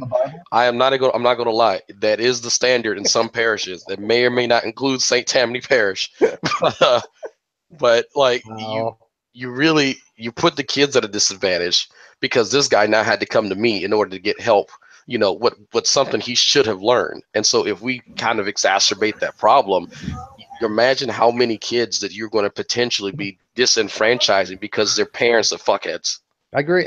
But RC Max, a good question is, how far down do we have to go? Okay, I'm at a very basic level, but I'm not exactly a moron in science. I have a basic understanding. But when I'm doing something like, for example, like the math hangouts that I had, right? I actually enjoy doing the calculus stuff. I know HogTie loves the calculus stuff. These are things that I loved. It's awesome. I'm fascinated by it. I really am. I would sit there and listen to HogTie do a presentation if you ever had time to do one, right? I enjoyed talking about the Taylor series. I mean, you could hear it in my voice that I was really actually engaged. And I was like, I really want to show this. And I liked it. Now we could go simpler. We go, okay, let's talk about like linear equations we talked about. Let's talk about maybe geometric progressions, or even simpler. You can go, okay, let's just talk about PEMDAS, right? Yeah, order operations, right? I did one on PEMDAS. I literally did. Now, how far down do I got to go before? Okay, now we take 1 and we add it to 1, and we get 2. Well, they'll argue with you about that. That's the level that they would be at. Yeah. Hey, well, you think 1 + 1 is 2 because I was been indoctrinated to do so. Yeah, indoctrinated, and you just believe whatever big government tells you. Yep. Hey, so I left. I said goodnight, and I left, and then I was doing stuff, and then I said, "Oh, I'm going to go listen and see what's going on." And I'm looking at the thing. Oh, geez, that HogTie guy is in this Hangout. I didn't. Apparently, there's my first time in Hangouts. Is there a button I have to click to leave? I don't know what's going on there. I will say more. I'm going to go back to your point about how we put kids at a disadvantage by the homeschooling. I don't know that it's the homeschooling itself that's the flaw. I think there's a lot of good that comes from going to school and learning to deal with social issues and whatnot. But my bigger concern really is not just about how well we don't that kids raised in those circumstances, religious homes that are more about make sure you totally get our theology and how you can squint when you look at the Bible and kind of see our theology being represented in there somehow. And don't worry so much about sciences. You put them at a disadvantage because they're not learning this stuff. For me, the biggest thing, my biggest real concern, and kind of why I take this up on the internet, is because it's not just they don't teach them about science. They teach them about science. They teach them that there are scientists out there. But they also they hamstring these kids by teaching them that these scientists are kind of evil people.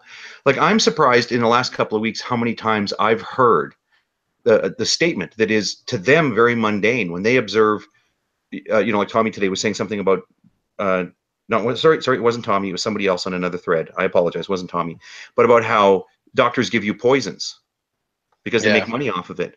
That's the third time in what, 3 weeks that this has come up, or maybe a month. Yeah, that this I don't has come up. understand that at all. Yeah, and I lose my mind when I hear that, because I just think, like, I get, okay, yeah, doctors make a lot of money. I'm sure they do a lot of shady shit to get more money. Great, okay, I understand.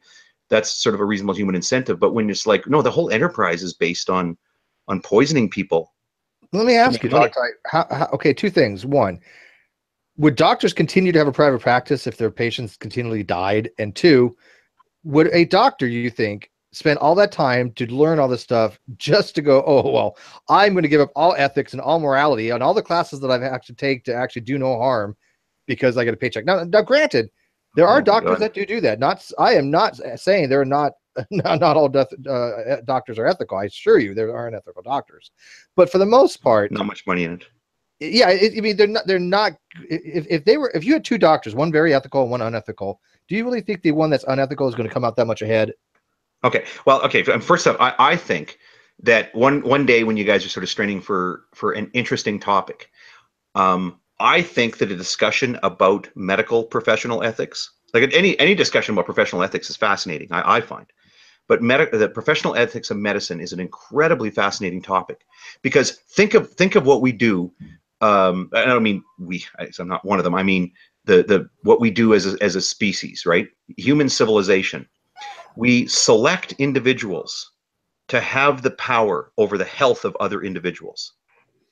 Like, how messed up is that, right? We have these group of Jedi that are responsible, that they've got to take care of their own bodies, but they also have the power. I mean, God, I was telling you guys last week, I went to a guy and I'm like, I don't like where my internal organs are. He like pulls my stomach down through my diaphragm and he puts the stuff together so it looks like the pictures in the books, right? Like, you can't just go to somebody and say, hey, can you fix this for me?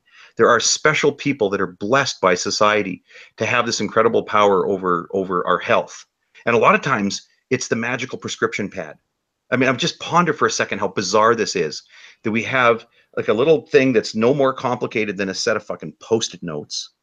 But because the person holds their pen is blessed, he can scribble something with a T with a dot over top and a something, and BID and all this gibberish that they write with. And they can go give that to one of the other empowered people, the pharmacist who's up on his little pedestal, The and dispenser of drugs.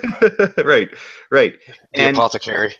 Yeah, I know it's a secret code. I can't read any of the stuff they write. I don't know how that apothecary looks at it and goes, okay, the doctor is prescribing you this at this amount. No, you're not reading shit. That's a bunch of scribbles. Yeah. And the thing is, this isn't just some ointment you're going to put on your skin. These are pills that you're going to put into your body, and they have a real effect, right? If you decide, oh, my serotonin reuptake mechanism is a little too aggressive, I want to turn that down a bit. You can't do that yourself. You got to go to this person who's going to scribble out some notes on a little sticky note and hand it to you. And then you're going to go to the other special person who's got the stuff, and I see you have an authorized thing to get this thing, and they'll hand you a selective serotonin reuptake inhibitor. Oh, I got it right. And you will put that shit in your mouth, and it goes where? It's not like nutrition. It goes into your brain, and it changes your brain chemistry. Like, I know what an SSRI was, but we could do that, and we also going to have a hangout on how many different things we can stick up our ass. Yeah, that's really fascinating. Yeah, and that's the other thing, is we empower them. I mean, there are not many things that I could say to a person that would be like, yeah, you want to put your fingers in my bum?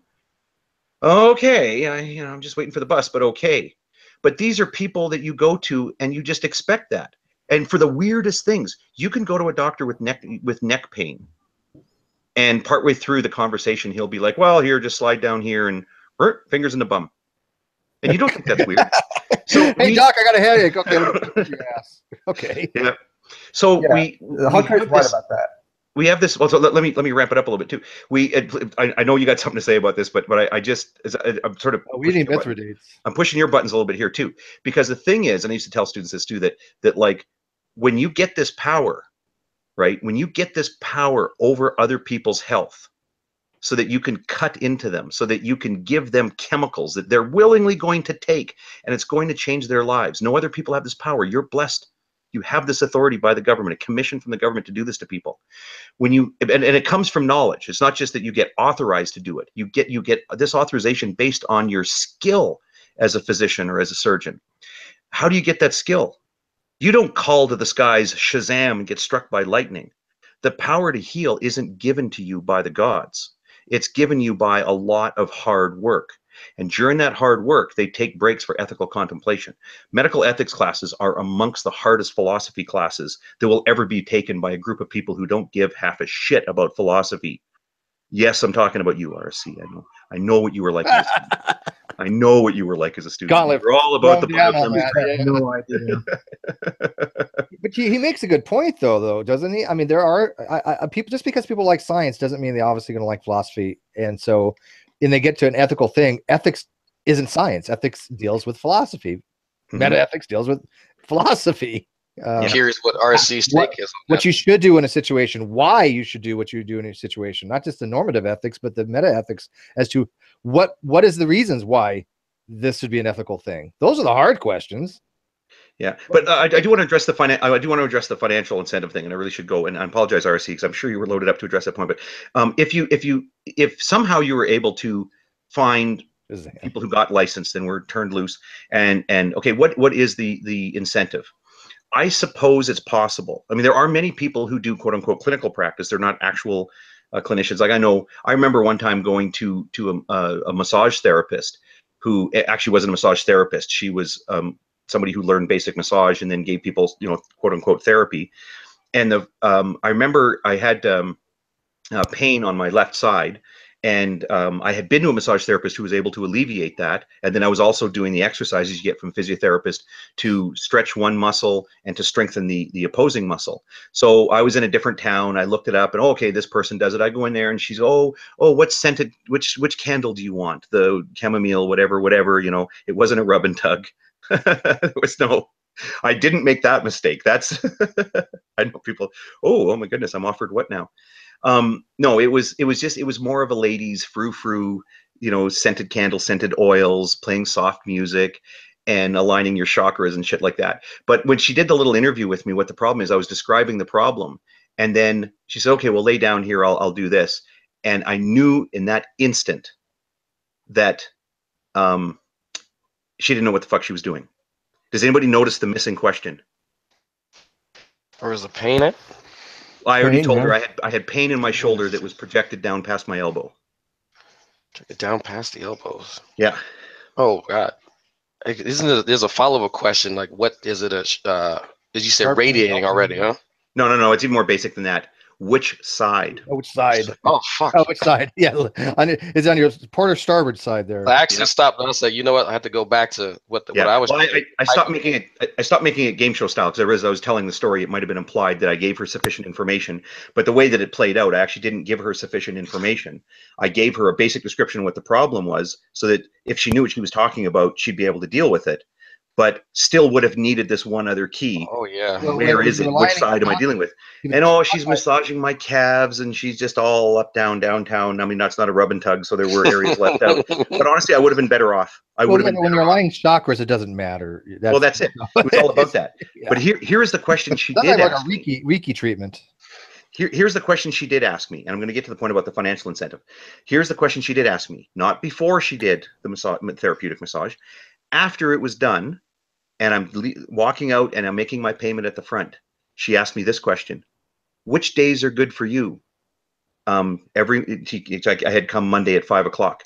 Which days is this normally a good time for you? So you want to be booked for every Monday at 5 o'clock? Well, you know what? I can't. Well, hang on. I can't fault her for that. That rebooking is a big thing in a lot of practices. Sure, but this is the thing. I mean, when it comes to anybody who does therapeutic, I mean, obviously, if you're running a restaurant, you want to have repeat business and referrals. I totally get that. But in a clinical practice, when somebody presents with a problem that is something you can fix, your goal should be to never see that person again. But I grant there is a financial incentive to keep people hooked on something. Get them a pill that they got to keep coming back to you for checkups and to get more prescriptions. Give them some sort of therapy that they need repeatedly. But clinicians shouldn't find themselves in those circumstances. Not in the practice of medicine anyway. The vast majority of things that people come to a doctor with are things a doctor can fix and fuck them off. That's what you should do as a doctor. Now, to speak about the financial incentives, when you're paid by the patients, it creates a weird dynamic over who the boss is. So if I were to answer the question, I guess in the interest of time, I'm not even going to address how this plays out in the American healthcare system, because it's going to push a bunch of people's buttons and all political, and they're going to all flip out. Okay, so let me just go with what I know. I can tell you that this financial incentive doesn't exist in Canada, because when you hang out your shingle in a particular capitation area, you have a patient roster, and it never, in fact, when I need to go see a different type of doctor, I have to call that clinic and ask them, are you rostering? And they'll say, oh, no, we're full. Try Dr. So-and-so's office. You know, doctors never run out of sick people. They make their money by treating people and curing them, being paid by the government for doing so on a fee-for-service basis, and then sending those people out, because I'll tell you, there's 12 more on a waiting list behind them that'll be quite happy to walk in and get cured. So anybody who suggests to me that there's some sort of a financial incentive for doctors to keep people sick, you certainly don't get rich by killing your patients. Yeah, that's ridiculous. But there's an argument to be made that you get rich by keeping them sick. And I got to tell you, I understand the intuitive appeal of that, but it's bullshit. It doesn't play out that way. Because the other thing too is these rosters are monitored by the government. If you have a patient that's got high blood pressure, they look and they see, oh yeah, I had a 10-minute appointment with this person once every 6 months, twice a year. I turned in my paperwork to say, yeah, I spent my 6 minutes with them. By the way, a 10-minute appointment is 6 minutes long. Don't get me started. And let me ask you, what about him levying the same charge against Christian doctors? I don't know what that means. Christian well, I mean, for example, he thinks doctors have an incentive. But what about a Christian doctor? Is he saying that a Christian doctor? Oh, a saved doctor. Yeah, like a brother in Christ. Oh, yeah, that doctor I can trust, even though that doctor is telling him the same thing. I think what it has to do with he's talking to a specific group of doctors that don't accept the narrative that he accepts. If you're an evolutionist and you're a doctor, because, you know, obviously you have to take some courses in evolutionary biology, you're automatically in the conspiracy. You're automatically somebody who cannot be trusted. Oh, you're an atheist doctor? That's worse. Well, clearly you cannot have any morals or ethics. That's the way I think he's looking at it. This is where I think I was going to the whole point about what the evangelicals, again, this isn't Christians, right? And by the way, Steve, I was totally puzzled by your question, because in my experience, that doesn't come to the table. Like, I remember I go to doctors that have the crucifix on the wall. I don't mean the cross. I mean the fucking crucifix. Yeah, you don't care what the religion is if they can do their job. They can do their job. And if they can't, they get burned. I got ways of burning a doctor, right? If they make a mistake, right? I know who to talk to and connections. Yeah. But the thing is, everybody does. Everybody does. You dial 811. If you live in Alberta, you don't like what your doctor did, dial 811, see what happens.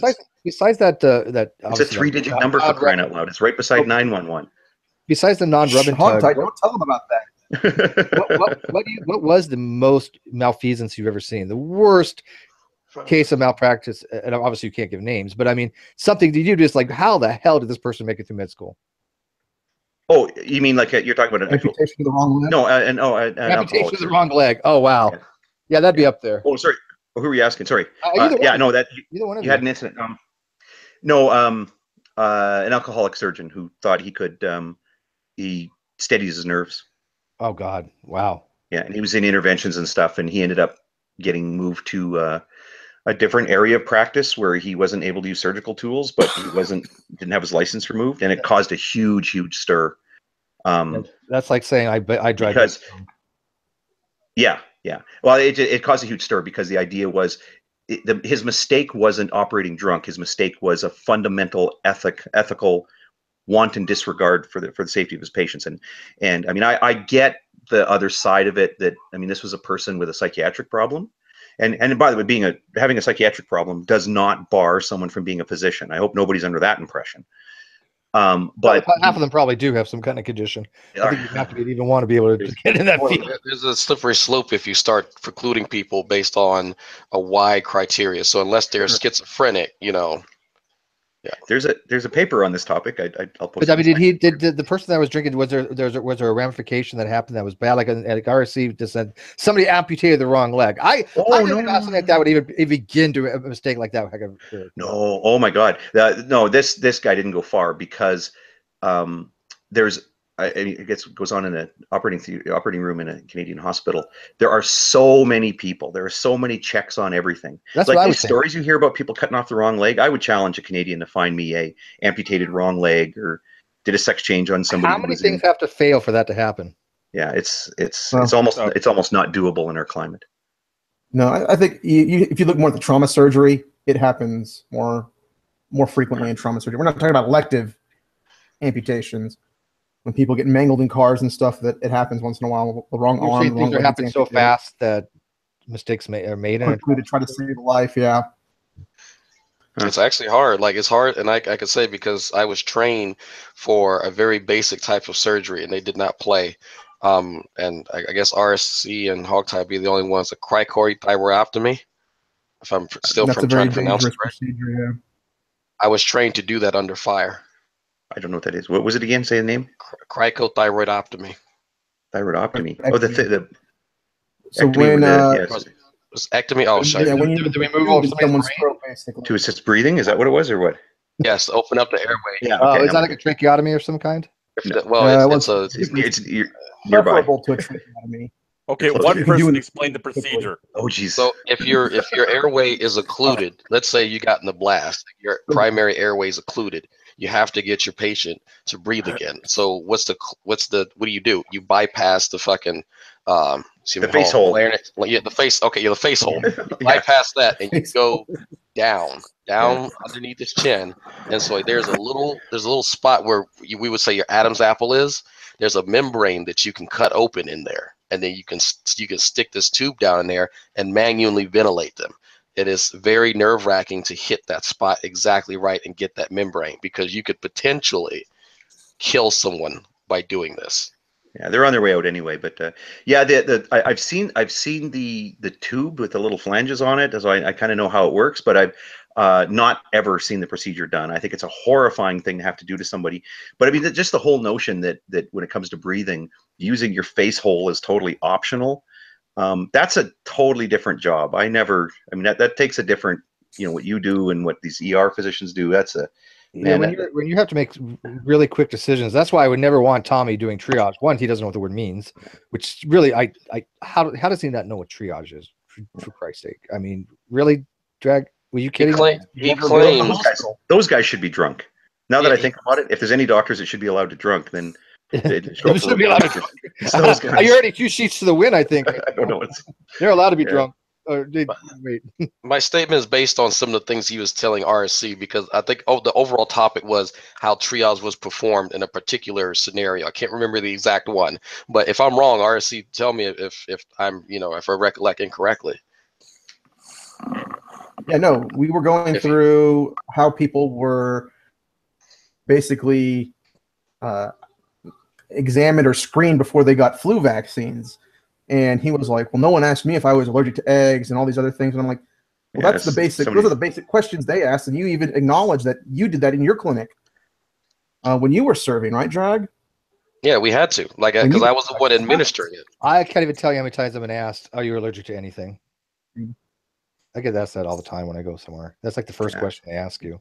I mean, so it's systemic. I mean, you have to ask it. And I think if somebody can come forward with a story, well, I wasn't asked that question, that's a mistake, right? I mean, that's like going to Tim Hortons and ordering a double and they don't put any sugar in it, right? It doesn't mean that Tim Hortons doesn't give you sugar. It means you have an employee that fucked up.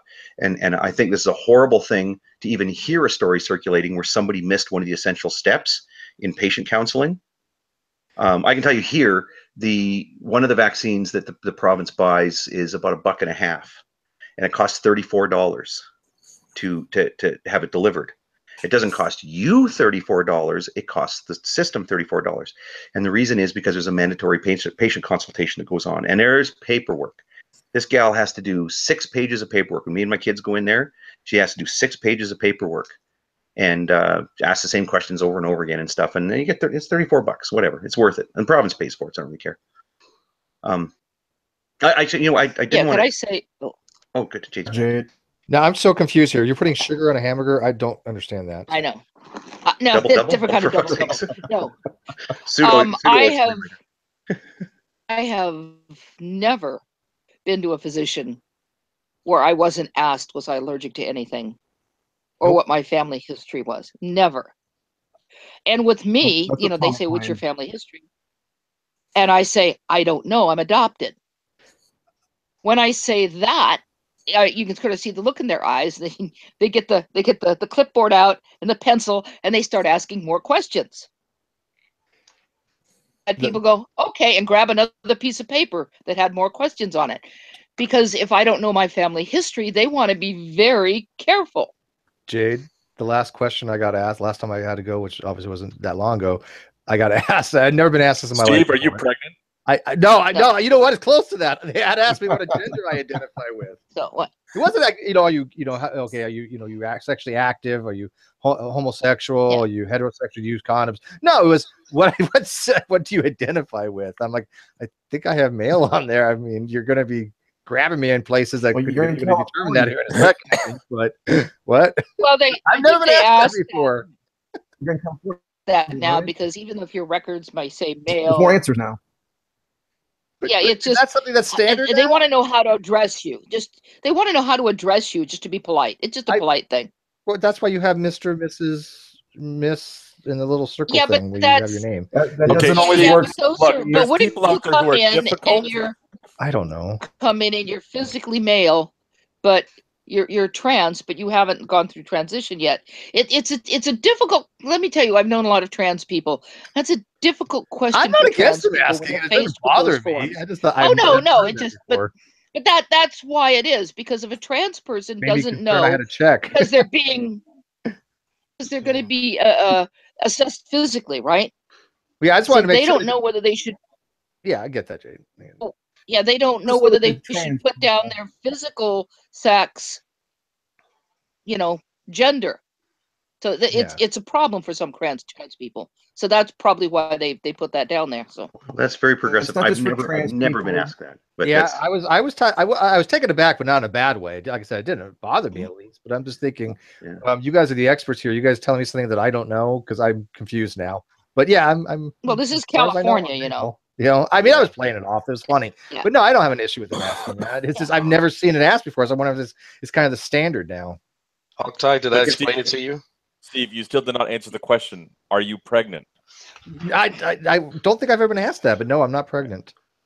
Yeah, I go to a clinic every couple of months. There's a standard form to go down. I get asked every couple of months. Really? Yeah, and the nurses there finally realized we'll just stop. I just say I lack a belief in my pregnancy. Okay, I do not believe that I'm pregnant. Agnostic. And actually, sorry, I have to jump in with a correction. Oh, sorry, go ahead, Jade.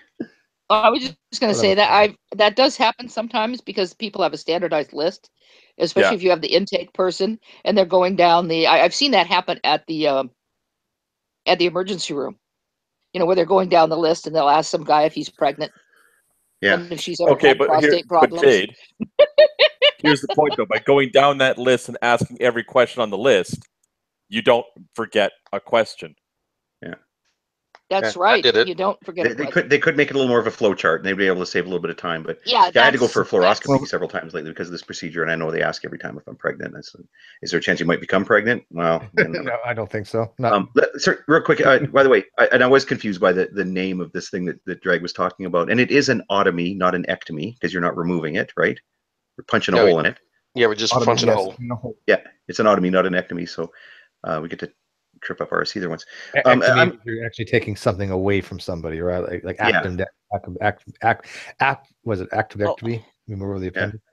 Yeah, actually, it's funny because I got to trot out this weird little distinction a while ago. So I have a cousin who had a partial craniotomy, and then when they reinstalled the piece of bone, it became septic and necrotic. And once the bone starts to die, you can't save it. So they had to transit it to a partial craniectomy. And of course, when I was talking to my aunt about it, and she was like, well, that's otomy, ectomy. It's the same surgery. The difference is whether or not they're going to keep the piece, But anyway, yeah. I'm sorry. What I was going to say is, I was just going to say that I saw that that Drag in the chat here put crike. And for those of you who've ever watched medical shows, you'll probably hear somebody say, "Should we crike him?" Crike him, yeah. Well, made famous, the tracheotomy was sort of made famous by a MASH episode back in the late 70s. Yep. where the priest did the tracheotomy with a pen, which is sorry, he used a knife, and then closed the tissue around a pen, which is now you've got a dead soldier. Sorry, it doesn't work that way. Actually, I think that actually was Captain Pierce. I'm a big MASH fan who did the trachea. Yes, it was Captain Pierce. He did not. What are you talking about? No, it was Captain Pierce. Debate. It was Captain I believe, but you can do it with a pen, but Mulcahy was the one who cut the hole, which is so Pierce is going to do it, and then they got shot at, and Mulcahy was the only one close enough to do it. Yeah, and he told him over the radio or some damn thing how to do it. But in a real world situation, but you got to get the thing has to trap onto those little flanges so that it when it bites onto the thing, it's like you know why a butt plug is shaped the way a butt plug is shaped. Boy, do tell us, HogTie. You had another reference. I'm just going to guess. Monetized. It doesn't matter. So the sphincter will grasp around the handle end. I'm just guessing. Yeah. Is Tommy Hall in this conversation now? Why are we talking about this? Is when he shows up. Watch, he'll be in the live chat. Hey, Tommy. Can I exit on a Tommy observation? Sure. Okay. I do think. Okay, so Drag, you asked if somebody was willing to talk to Tommy. I kind of want to talk to him about his post on, which I kind of called Wine, where he's like, I don't really like the dumb fucker of the year thing. I kind of agree with the sentiment. I think it's something we do need to be mindful of. Like, I mean, really, how are we treating people? And the thing is, but then again, they're here, so we're treating them how we treat people. So whatever. I think people should have that conversation, be contemplative about it. Let's not worry about it. This is for fun, but let's also try to be sort of sensible and respectable. So I kind of get where he's coming from. I +1'd it. I think it's a good point. We have some ethical concerns. We don't. Again, the rules are out there. You know, if you have a mental defect, or if you have mental disabilities, or depression, or anything like that, I'm adamantly against messing with those people. But you know where he lost me? I'm like, I kind of see where he's coming from here. I mean, I kind of see the other side of it, but I kind of get where Tommy's coming from here, and I think he makes a good point. And again, I +1 the post. I like that Tommy will sit down and actually think about what he's going to write, or he'll think about it, then he'll sit down and he will write, and he uses paragraph structure. I like when Tommy puts up a post. I know people whatever. I like it. It's hard to make it through. I know. Here's the thing, though. I'm reading it, and I'm kind of agreeing with him. Like, I'm 90% agreeing with everything he's saying. I was agreeing with him as but right. I'm agreeing with him. I sort of see the other side, but I kind of get it, 90%. And then he says the one line that I disagree with so profoundly that I just went, okay, fuck this guy, right? Just like how could you get something so wrong? When he got in his high horse and he started saying about how the atheists are like this, and none of the people that in what you call the CCC, none of those people would say anything nearly as bad as what the average atheist does on any day of the week. Go fuck yourself. You actually think that's the case? Yeah, get out of here. No, fuck no, no. Yeah, I mean, Dragna, I was pointing out, by the way, Dragna, your rant was really good. Really listened to that, and it was spot on. But when I've heard Tommy say these things, I remember back in the day, Tommy saying things like, if you're an atheist, you might as well throw your baby off the balcony. Yes. You don't, if you're an atheist, you have no morals whatsoever. You might as well just kill yourself. Oh, you're an atheist, you're automatically a pedophile. I remember him saying these things. Yeah. All I can say is stop whining. You ought to be a member of the LGBT community and have to deal with the, fundamentalist evangelicals. Yeah, and see what they say. Shit. Come on. Oh, Jade and just recently, true empiricism threatened me with the cops. Oh, well, that's no threat. That's ongoing. Oh, you're here. I was actually going to put up a post a few days ago announcing it's been 13 days that you and Freddie have been on the run. Yeah.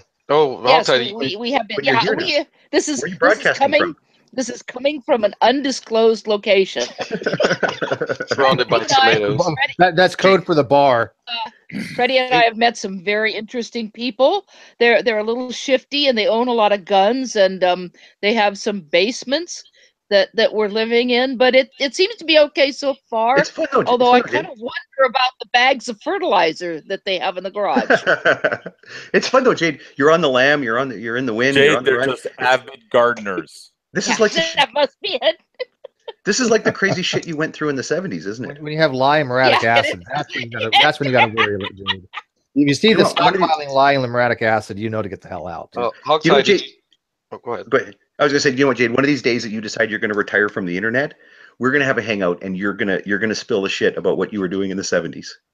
You were a political dissident, and the story is fascinating. She has Warren South. And you don't ever tell people about it, and I think that's a shame because it's an awesome story. I know a fraction of it, and it is interesting.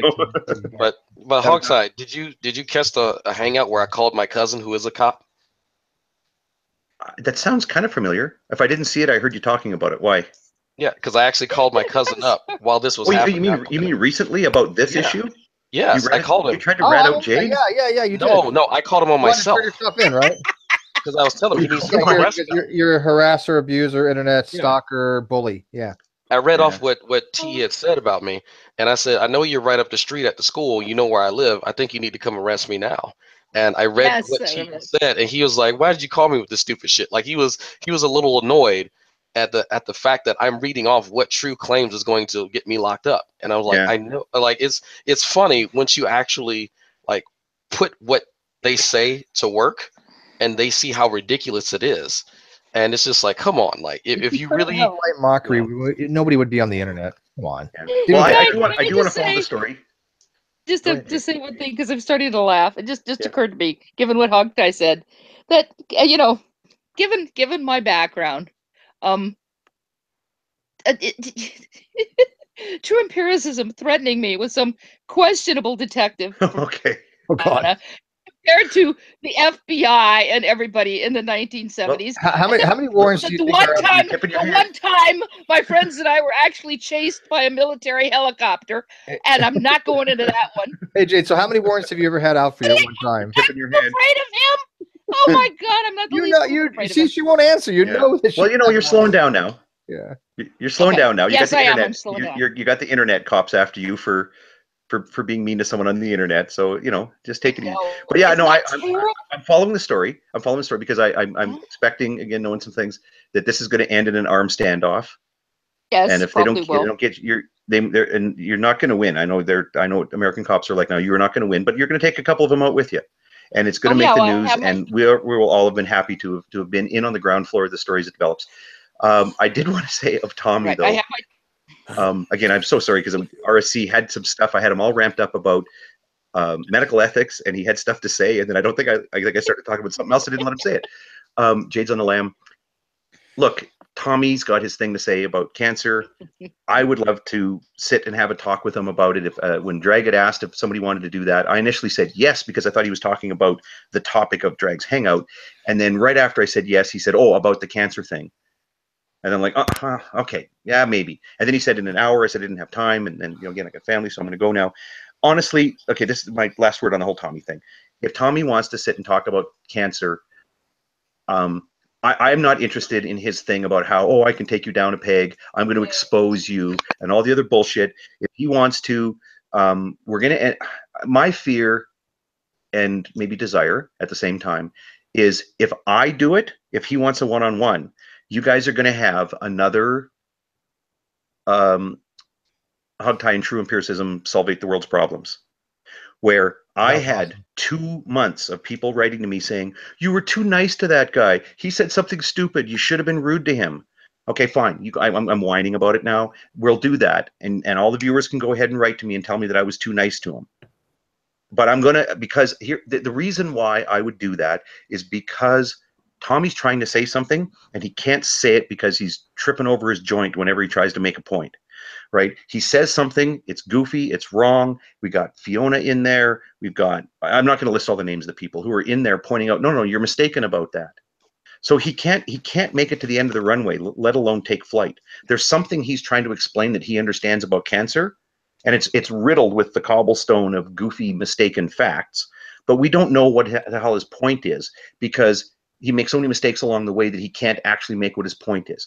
So I would, if he wants to do it, I'll set up a thing or somebody else can host or whatever, and we'll talk him through and we'll get to the end of what he thinks cancer is and what he thinks that we as informed citizens who care about ourselves, care about our health, care about our children, care about other family members that get cancer, what the fuck is this guy trying to tell us?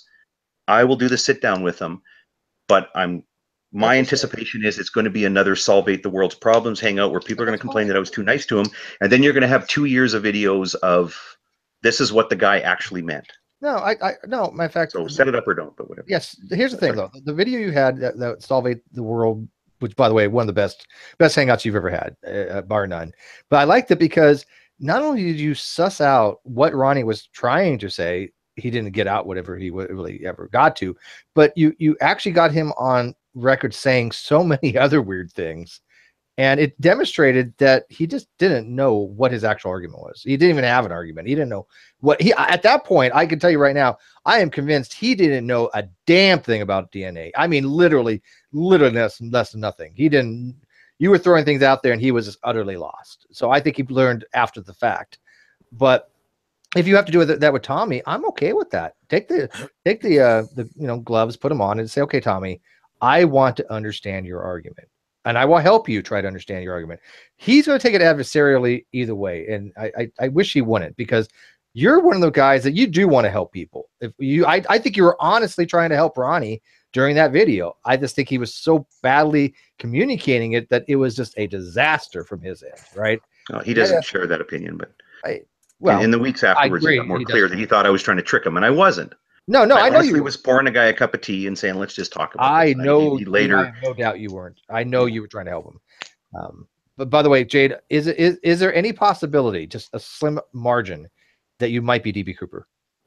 No, I'm sorry. Okay, I love that reference. I'm sorry, I'm not. Damn it! All right. Unfortunately, DB left without me. Just that. I was waiting at the it was a working airport. theory. Sorry. That's why there were two parachutes. That's why there were two parachutes. Yeah, that's why there's two parachutes. That's right. That's Nobody right. knows. Exactly. He Waiting took for you. off. Jade and Steve, there are people under 40 watching this. Nobody knows what the fuck we're laughing at. Listen, so Jade, Really? if you can make a break for it, 1971, I think, wasn't it? Jeez, that goes back. They're a long still time. too young, Steve. It's I don't want to ruin your plan here, Jade. But I don't know if you're hunkered down, or if you're thinking of making a run for it. You can't cross the border anywhere you want. Your crossing point is Pincher Creek. The guy you want to talk to is named Daryl. That's all I'm saying on air. Got it. Okay. Pincher Creek, Alberta. There you go. Yeah, that's the guy. I got it. He'll be your in. Here's your amnesty for you. I got it. Underground Railroad to There you go. to Canada. That's right. Oh, I'm your contact, and then we'll get you through to Daryl. You'll be good. I gotta go, folks. I'm being rude to my. Yeah, we're gonna be. I guess that's time we brought this to a close. See you guys. And I wish. Yeah, take care, HogTie. I wish Tommy would have stopped by. I didn't think that he would. I still named this the paper that that you guys got to explain it to him, because he can watch it later. And you guys were explaining to him whether he was here or not to listen. But what else can you do? I mean, you can put the information out there. You can't force these people to learn anything. I'm fascinated by all of this. I like listening, but Hey, Steve, if I could get a couple of minutes to maybe address some of the doctor making money, poisoning people. Absolutely, brother. Things that HogTie raised in response to Tommy. I mean, I think it's very simple to debunk that. People who are trying to make a lot of money, there are doctors that do make a lot of money. They're the dermatologists, they're the plastic surgeons.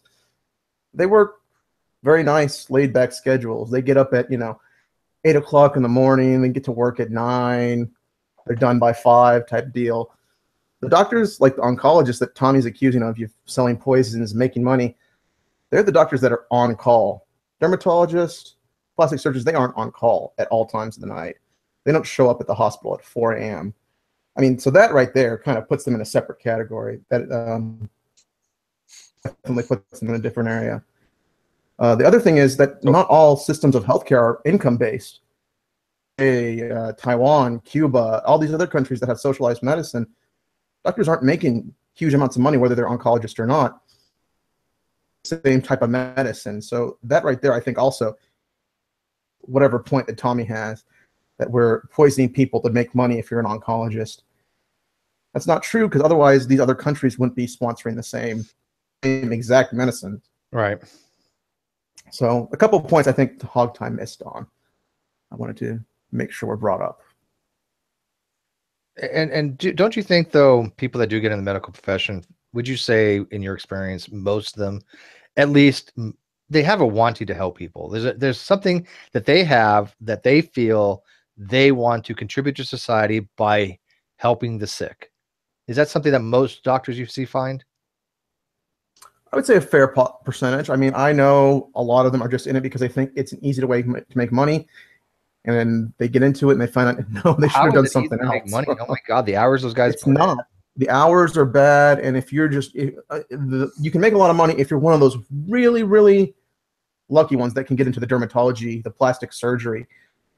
But you have to have you have to have the highest of grades to get into those fellowships, to get those residency positions. And they're so sought after that the competition is just, it's ridiculous. You have thousands of people competing for 2 positions every year at a hospital.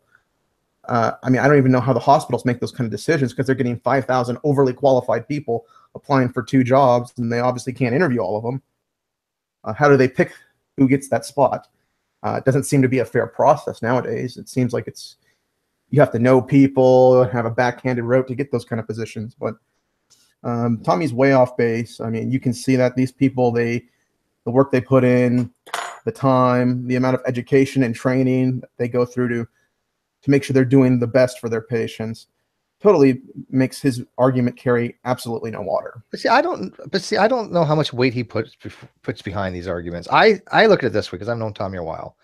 I think because Tommy really just doesn't understand these things, that he has to come up with an argument that he knows is going to cause controversy to kind of take away from the fact that he has no real argument of the science. And he's done this before. He's actually said so many things that are just really questionable about whether I actually believe, do I believe that he actually believes them or not? But I think he does it for shock value. I mean, when he says things like, oh, well, you can't rape your wife in marriage, I don't know if he actually believes that. Because to me, it's so heinous that I can't imagine anybody believing it. But I know he does things to troll. He's admitted that a lot of men believe that. Like outside of the U.S., I think that is actually the majority. Most men don't think you can rape your wife. I've never seen that. I don't have any information on that, but I know specifically people from like Saudi Arabia, and like my father's heritage is from like India. Okay, well, I mean, obviously some of the very common mentality. Yeah, there. So, but you get the point that he says inflammatory things to distract from the fact that when you ask him about the science, okay, Tommy, show me how this mechanism works. Show me the metabolic pathway for this. Show me any demonstration of any proficiency to the science. Oh, now Mithridates showed up. I just said we need Mithridates here, and guess who shows up in the live chat? Mithridates. Maybe he's just getting off work. He is. Maybe he has one of those late schedules we were talking about. He may have been on call. I don't know. Let me give you the link. Call. I mean, sticking fingers in people's butts. Who wants to do that for a living? I can tell you, I don't want to have to do that. Why would you have to be called for that? I'm just curious. Why would you have to be called for that? I mean, is that like, hey, we need your specific finger for this? But hey, Mithridates, we're actually going to have a hangout. I guess people want to know how many different things can we stick up our ass. We're going to come up with a list. Yeah. RSC, how exactly does a doctor become a specialist, and why do they choose what they become as a specialist? Oh, now you're asking like good questions and stuff like that. That part of the hangout's over. Because you're right. I'm just kidding. Who voluntarily goes and becomes a proctologist? People who are really interested in GI. I mean, there are people who find that stuff fascinating. Most of them like it because you get to do a little bit of medicine and a little bit of the procedures. You get to put scopes in places and deal with instruments. Yeah. I think people who like the combination like that, especially if they don't like cardiology. Some people are just like, I could care less about cardiology and the heart. Let someone else worry about that. Yeah. Other people fall in love with it. The worst thing for me would be a podiatrist. I would not want to pee around people's feet. I would much rather I would be a proctologist before I did podiatry. Hell no. Yeah. I hate feet. I hate them. I think proctology is bad. At least the anatomy stays in the correct order in that area for the most part. When you see people with messed up feet, it's just nope. The bones go everywhere. You have to put screws and joint connections in all sorts of abnormal places, and the types of surgery they do. Yep. Nope. They do so many weird things with feet. I mean, they will invert the foot and do all these things to give these kids a chance at walking and living a normal life. So yeah, that's a very crazy field to go into as well. Are these links not working in the live chat any longer? Sometimes they work, sometimes they don't work. Let me see if I can give it's a myth directly. But did that answer your question, Pseudo? I think a lot of it now is just it's luck of the roll, because the way that in the U.S. there's like 40,000 residency positions, and there's about 80,000 people competing for those positions. Yeah. So a lot of people don't get what they're looking for initially. A lot of the doctors I've worked for, they did something for, I know several doctors who did surgery for 3 years before they got to come and do medicine. Because surgery was just easier to get into back then. And now surgery is more difficult to get into. So people who want to become surgeons are going into medicine for several years before they go into surgery. And it's just ridiculous that we make people chase career paths they're not interested in. They don't foresee a career. Right. And I think it sometimes just has to do with what interests you, what entices you. I've been fascinated by the vertebrate limb ever since I dissected a cat in a zoology class. As we were, doing dissection was actually very good at it. Started dissecting the legs, that things got really interesting to me. The way the muscles went, and the ligaments and the bone. I don't know why, that was just really fascinating to me. That interests me, and to this day, I'm right now, doing a lot of research on the evolution of the vertebrate limb. About. So I suppose if I were to go into medicine, that would be, I'd probably go into orthopedics or something like that and concentrate on legs. I remember doing a cow heart, and we did frogs. Yeah, I mean, I wasn't bothered by any of that stuff. I think that you should do that in school. No, like I said, why? What is it that fascinated me about the limb? About the way the muscles and the bones and the tendons and ligaments went. I don't know. It did. Like I said, if I were to say, if I had, let's say, gone to medical school, my interest would probably be somewhere in orthopedics or in thing that involved muscles and the limbs. I'm interested in that. I have no idea. I just know that, as I said, dissecting that cat's leg, I was like, this is really cool. Myth, your mic working, my friend? It is. How's it going? Good. Yeah, welcome back, buddy. You haven't been around in a while. It's been a long time. I've been buried. Tabs on us, but I've listened to a couple though. I've been listening a little bit. I've just been buried at work pretty much. Well, we might as well tell you that because I've asked Jade that we're probably in January. We got a new domain, and we're going to be starting a podcast type thing. Jade's going to be the third party. We're going to have a gay atheist, a heterosexual agnostic, and a gay theist. So it should be interesting. But yeah, we've got a huge thing planned out. It's going to be with hopefully some actual famous people. I mean, we've got some possible big names lined up because we got some connections now. So if that gets off the ground, that's going to be awesome. It sounds exciting. I tuned in tonight and y'all were talking about healthcare, and then you started talking about butt plugs. That was HogTie. Yeah, HogTie had, yeah. Well, the weird fetishes. He's Canadian. Yeah, he's Canadian. So, well, I mean, if you talk about Tommy for too long, butt plugs are going to come up some part of the conversation. It's just what was a quick summary of the Tommy part? Tommy Hall thing. Okay, Steve, this is for my late. Yeah, this is my late because I love doing this because if I understand this as somebody who doesn't know shit from Shinola about most of the stuff. Look, he's advocating that tumors are actually only comprised of fat, not just some tumors, and that every tumor acts as a sponge that each fat cell in there has a filtration system that stores these toxins, and that tumors should not be extricated from the body or removed because you're removing the sponge of toxins that the body's, it basically is removing the reservoir of toxins. And so if you get cancer, you should keep the tumors in there just to soak up all the toxins. That's kind of his thing in a nutshell. Yeah, that's ridiculous. That's kind of. Have we ever determined what the toxins are yet? Yeah, they're POPs. That does not determine what. That still does not define what the toxin Well, yeah, it doesn't. is. Yeah, there's a whole bunch of It's different a things. toxin by a different name because you got tired of saying toxin. It's actually rather hard to figure out what Tommy really means. contradicts himself for what he's saying or writing. So, you know, you'll say, well, you think tumors are beneficial? He goes, no, I don't. And then he'll say something that basically says that tumors are beneficial. Right. So I'm not quite sure what he means about these toxins. I think it would be really nice to see him, to listen to him, HogTie, because HogTie would be a really good person to suss out just exactly what it means about tumors and toxins. Well, I'm kind of curious too. What is it? I'm sorry. Go ahead. Yeah, because I'm really not sure what he means, because as I said, certain he'll say something in one post and something in another post. It's not quite the same thing, and when you call him on it, he'll explain it in a different way. So yeah, it'd be nice to just know exactly. It's hard to counter what someone believes if you don't really know what they believe. Yep. But why does he think that all tumors? Well, he did say that tumors are fat tissues. Now I understand there are some, yeah, but I don't know if he thinks that all lipoma. Was it a lipoma? Lymphoma, yeah, lymphoma is a fatty tissue, right? So, but those are usually benign, right? Yeah.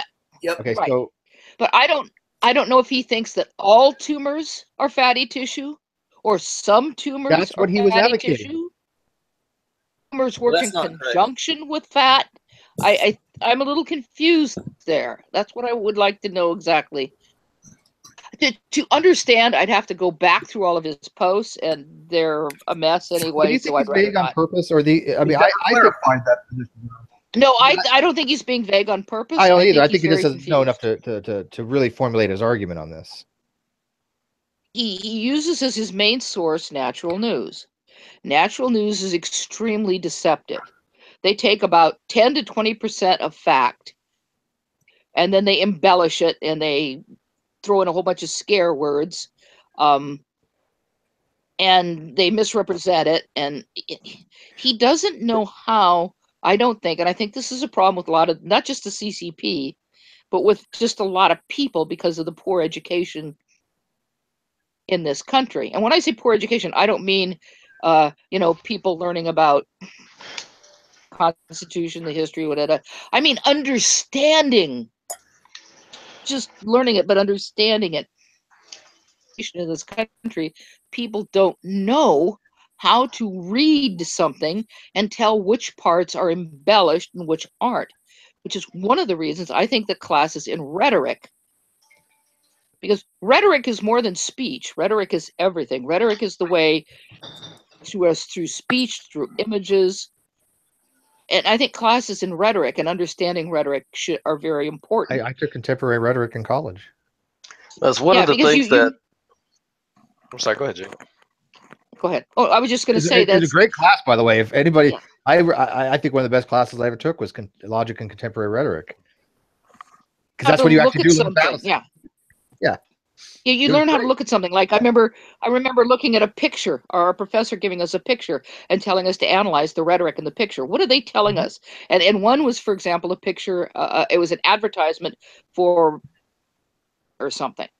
What are they telling us in this picture? What are they trying to tell us? I love those exercises. Oh, I do too. Awesome. What's in the front? Yeah. It would be fun to do, wouldn't it? Yeah, wouldn't it be fun to post a picture? I really enjoyed that. I actually have that book here. I have my logic and contemporary rhetoric book. It has things in there. That would be fantastic. Yeah. We could do hangouts on this and maybe teach people a few things. But put up a picture and say, okay, what is being said here? What's being said on the surface? What's being said underneath the surface? Why did they choose that particular, actor or actress? Why did they choose that particular position? Nowadays, especially in politics, is for optics. Everything has a reason. Everything. It's all rhetoric. Absolutely. And the words that are used. One of the things, for example, let me just give you a quick, Breitbart, which is terrible, but Breitbart is clever. These people aren't stupid. They have a clickbait title, and then underneath the title, there's usually like a really quick, very biased explanation. And then like the first paragraphs are horrible and completely misrepresent what's going on. Sometimes get to the bottom of the article. That's when they have the reasoned, explored, complete information. So what they can do, but the thing is, they know that their readers aren't going to read past the first paragraphs. But yet Breitbart can tell people, well, you know, if you complain, you say, well, but you completely misrepresented that. They go, well, no, we didn't. Look right there at the very bottom. Newspaper equivalent of continued on page 23. I don't know how many people are familiar with that sort of thing. But in the old days, the newspapers would do the same thing. You'd have the front page and accident, people maimed, flames, see page 23. And then when you went to page 23, it turned out to be not much whatsoever. A minor fire in a school chemistry lab, and some poor kid got his face slightly burned. Right. And that's what Breitbart does. It's see page 23. It was clickbait before the internet. Right. Oh, but this goes back. This is a joke going back to when I was in college, and that was in the late 1960s. Okay, very late 1960s.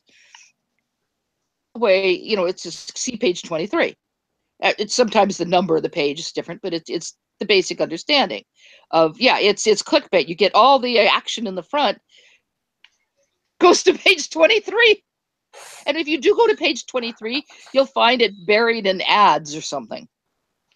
So it's a very, very old way of doing things. It's just that we now have the internet, and you'll notice, and sometimes when you go to some of these, even some of the creationist sites, they'll have continued on next page.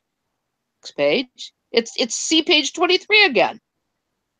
Yeah, I mean, they just Jade, if you do go to the next page, you get a pop-up ad. True too. Yeah, they couldn't. Well, but that's the equivalent of putting page 20, the what's left, you know, of the thing on page 23, right next to the great big ad, because that's what you would find. You'd find all these ads, and on the side there, the rest of the story. Basically, Jade, it's the same thing. I had a clickbait the other day that just drove me freaking nuts. It was a title. I have a special alert. One of the things I have alert for is things related to nuclear war and Korea, because I like to keep track of that particular situation. And one of the news things that came up was the scientists moved the doomsday clock 30 seconds greater. And I'm like, holy crap, dude, that's just something they did not too long ago. I'm like, what's going on here? Yeah. Come to find out, it was an article about them doing that how many years ago? I'm like, are you? Oh, and by the way, kidding me? Yeah. By the way, Steve, when you get a chance, if you can send it to me on Facebook or whatever, could you send me the title of your book, your rhetoric book? Oh yeah. Actually, I had no one off the top of my head. I think it was called. I'm pretty sure it's called Logic and Contemporary Rhetoric. But yeah. But what I was thinking is, if there's I'm pretty good at getting used books for very little money, and I was thinking I could pick up a copy of the same book. Let's see here. Let's look on Amazon here. No, that's a different picture, so it's not that. It's interesting you mentioned that. My instructor for technical writing actually has his PhD in rhetoric and something else. I forget. It's some kind of intersectional degree thing. But I found it online. Yeah, it's called here. Okay. I'll send it to you. But it's called Logic and Contemporary Rhetoric: The Use of Reason in Everyday Life by Howard Carane and Nancy Cavender. But yeah, that's the book that I have. I would have to find it, but because I recognize the picture. You just don't forget certain things, right? Yeah. That's it. Yes, I did actually take that. But yeah, I mean, the great course, because like you said, it actually says, okay, here's what's being put forth, by politicians. Here's what they're saying about statistics. Point out where what's wrong with here. What fallacy are they using? Small sample? Are they using appeal to the popularity? And you have to analyze it. And I think that's some course that everybody has to take. And I tell you, if I didn't have this book, and I didn't go through this, I would probably be just as bad as the Clown Car Posse, except that I would have probably learned it on my own. But yeah, I mean, I think these courses are mandatory, even not in college, but in high school. I didn't take a specific class in rhetoric. I took English 2 at UCLA, but it turns out that English 2 was rhetoric. You know what I mean? Or at least that's the way our professor you know what my English 1 class was? Almost all of it was dealing with MLA. What? Really? I'm like, what the hell am I ever going to have to learn this? I'm not even lying. The entire freaking English course was dedicated to two things: MLA format and 1984. Wow. That sounds like the one I took when I was in Mississippi. It was ridiculous. I got an A in it. Yeah. But I didn't have to take English 1, and actually I misspoke. It was my English 1 class. It was rhetoric. I actually didn't have to take English 1 at UCLA because I had, what do you call it in high school? Oh, those courses that count as a college course as well? I know what you're talking about. Yeah, so I had that in high school. Advanced placement AP, I had AP English in high school. So yeah, I couldn't think of it for a Yeah. moment. And that class was incredible. We started with the ancient Greek plays and went all the way to Holden Caulfield and Catcher in the Rye. But I decided to take English 1 anyway because I wanted to be an English minor, and I thought, well, why not get into the swing of things? I've already had English 1, essentially. And turns out our professor, basically, my English 1 class was a rhetoric class. It was fantastic. My English 2 class, I went from this Dickensian in English 1 to a very guy in English 2 who lived in the canyons and had women following him because he had long hair and was like a poet and stuff like that. And the cool thing about it was like going from one extreme to another.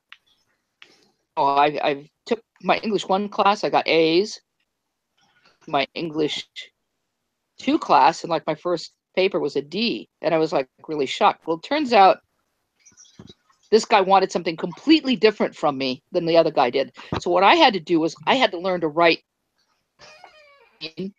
I had to learn to write the way he wanted me to write to get the grade. And that's a good lesson. I think people need to know that. You need to know that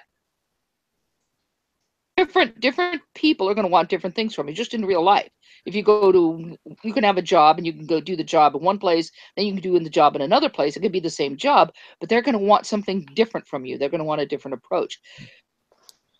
Yeah, the military. I didn't think my English 2 professor was that great of a professor. My English 1 professor was great. My English 2 professor wasn't that great of a professor. I learned a lot from him just from me having to completely switch gears. And one of the fun things, by the way, just to go into, one of the first things my English 1 professor did in that class was he had us analyze a what do you call it? Sherlock Holmes episode. One of Sherlock Holmes's things. Sherlock Holmes, and at that point, being 18 years old, I thought Sherlock Holmes was marvelously logical. Boy, did I learn. He was inductive. It was all inductive reasoning. He wasn't deductive at all. But he's also terrible. He got lucky. No, but I mean, strictly from a logical point of view, he was actually terrible. But he was fun. I mean, it didn't spoil my, well, for maybe a few seconds it did or whatever. It didn't spoil my appreciation of Sherlock Holmes as the fictional character. But as far as fictional Sherlock Holmes as being any real detective, yeah, bullshit. Hey, Steve, was your purpose tonight to discuss a scientific paper with Tommy Hall? Was that your original goal? And they went over it, but Tommy said he was going to show, then he decided not to, which is okay because it's still this hangout was them explaining to him whether he chose to listen to it or not. Going over scientific papers is a pretty ambitious task for a hangout. One of the interesting things we do in medical education is we do what's called journal clubs, and basically, one physician will take turns presenting papers, and you'll talk about the research design and issues that were, Yeah, Fiona kind of led this one. It's interesting. It may be kind of ambitious, but I think it can be very useful. And other people went over some of Mary Schweitzer's papers, and it's on Gary Phony Beetle Maniac's channel. You can find it on his channel under, Mary Schweitzer. Although the one time he misspelled Mary Schweitzer in the title, but you can still find it because they were only a few days apart. These papers. And the thing is, Gary is in English. And he tries with science, but he doesn't always do all that well. So, but having somebody, and Cliff Jumper was in there too, but having people who don't know that much about science are useful because you learn too. One of the things we learned from Gary is that, you know, in literature, you're reading into things. You know, nothing is completely on the surface. You know, in Shakespeare, you're seeing behind the language. It's just brilliant. When you study Shakespeare, you study the times, and you understand how certain language means certain things. For example, the term death. So you look behind things, and there are layers. Death meant organism, didn't it? But so am I right? Gary was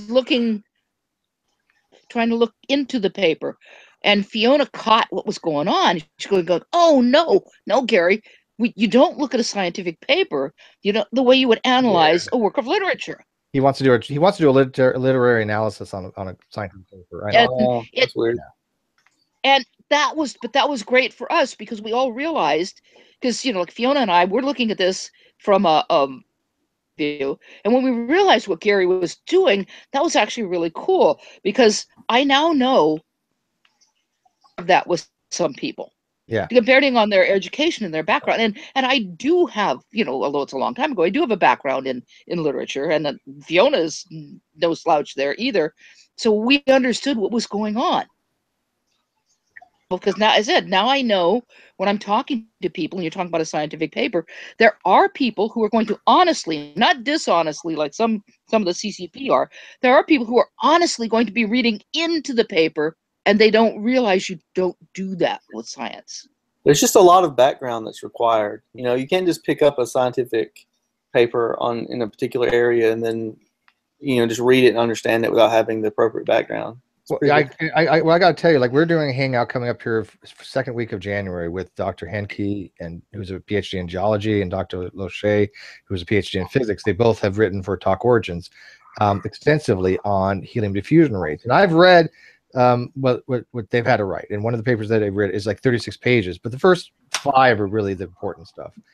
And I had to listen to the help of General Han Solo, but other things. But I tell you what, I mean, I at least knew enough to get the understanding of this paper, but I was thinking to myself, there is no goddamn way in hell, if I hadn't had any training in physics, that I would be reading this and going, okay, I understand what they're saying here. Not a chance.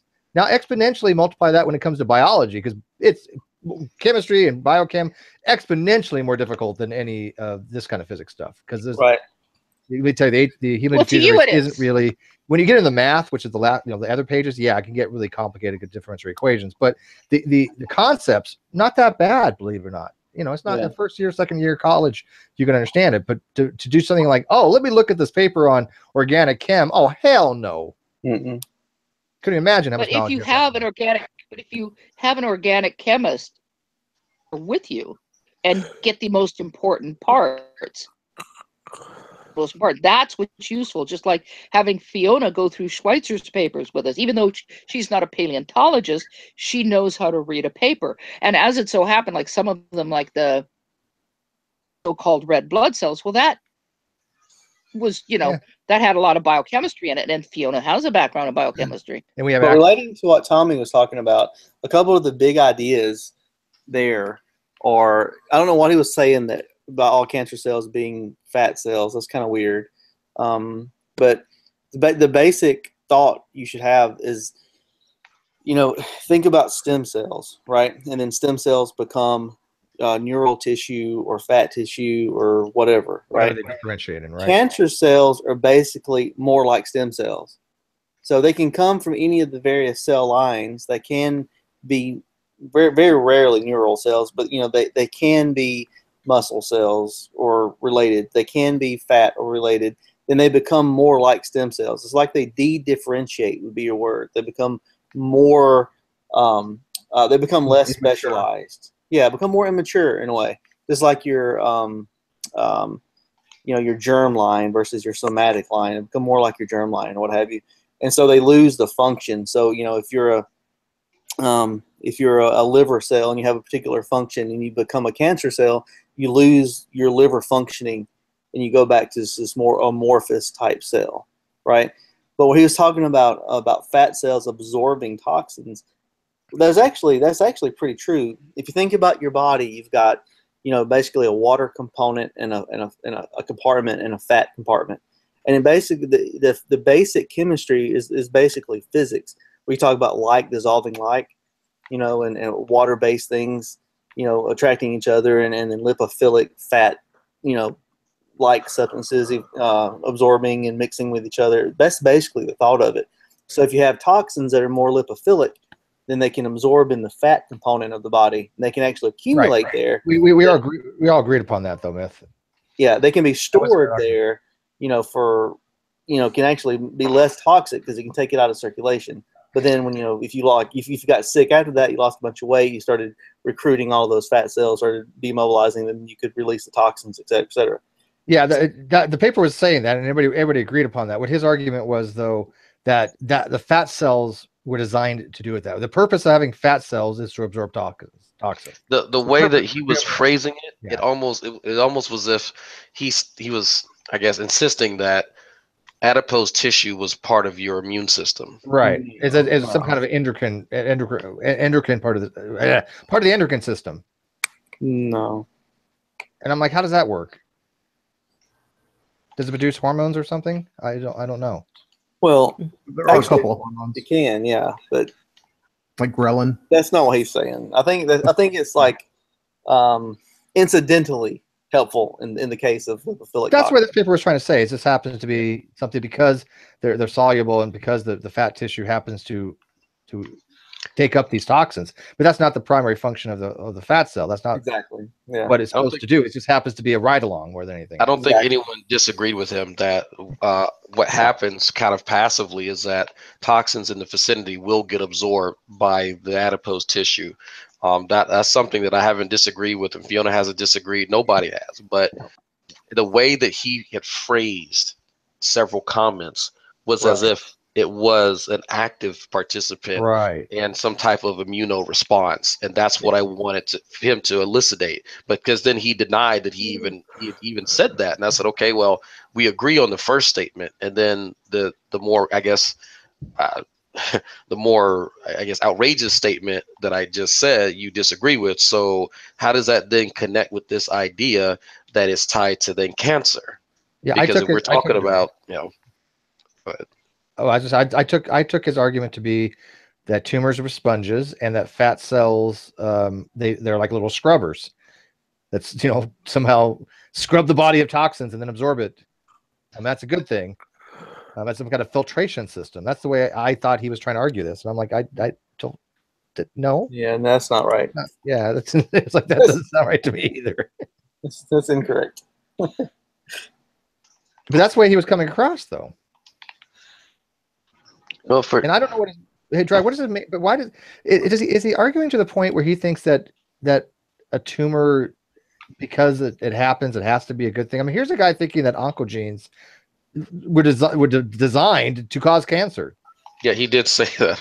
Like you said last week. So is he thinks that everything has to have a purpose from a deity? Is that his? Well, yeah. Well, that's kind of built into his other. This is not primarily in this argument, but in other arguments that the body is perfectly designed by an intelligent creator. He has said that on multiple occasions, and that is his position. But in this case, he is kind of wrapping that as well into this line of argument that he, for some reason, believes that the cancer that people get isn't a result, of the genes, of course, going awry, but unhealthy lifestyle, as he calls it, and then just an accumulation of toxins. And it seems as though the way that he's trying to tie this all in with that paper is that the cancer, what I'm going to use this word, what we call cancer, is just kind of the aggregate of toxins in a particular area in the form of adipose tissue.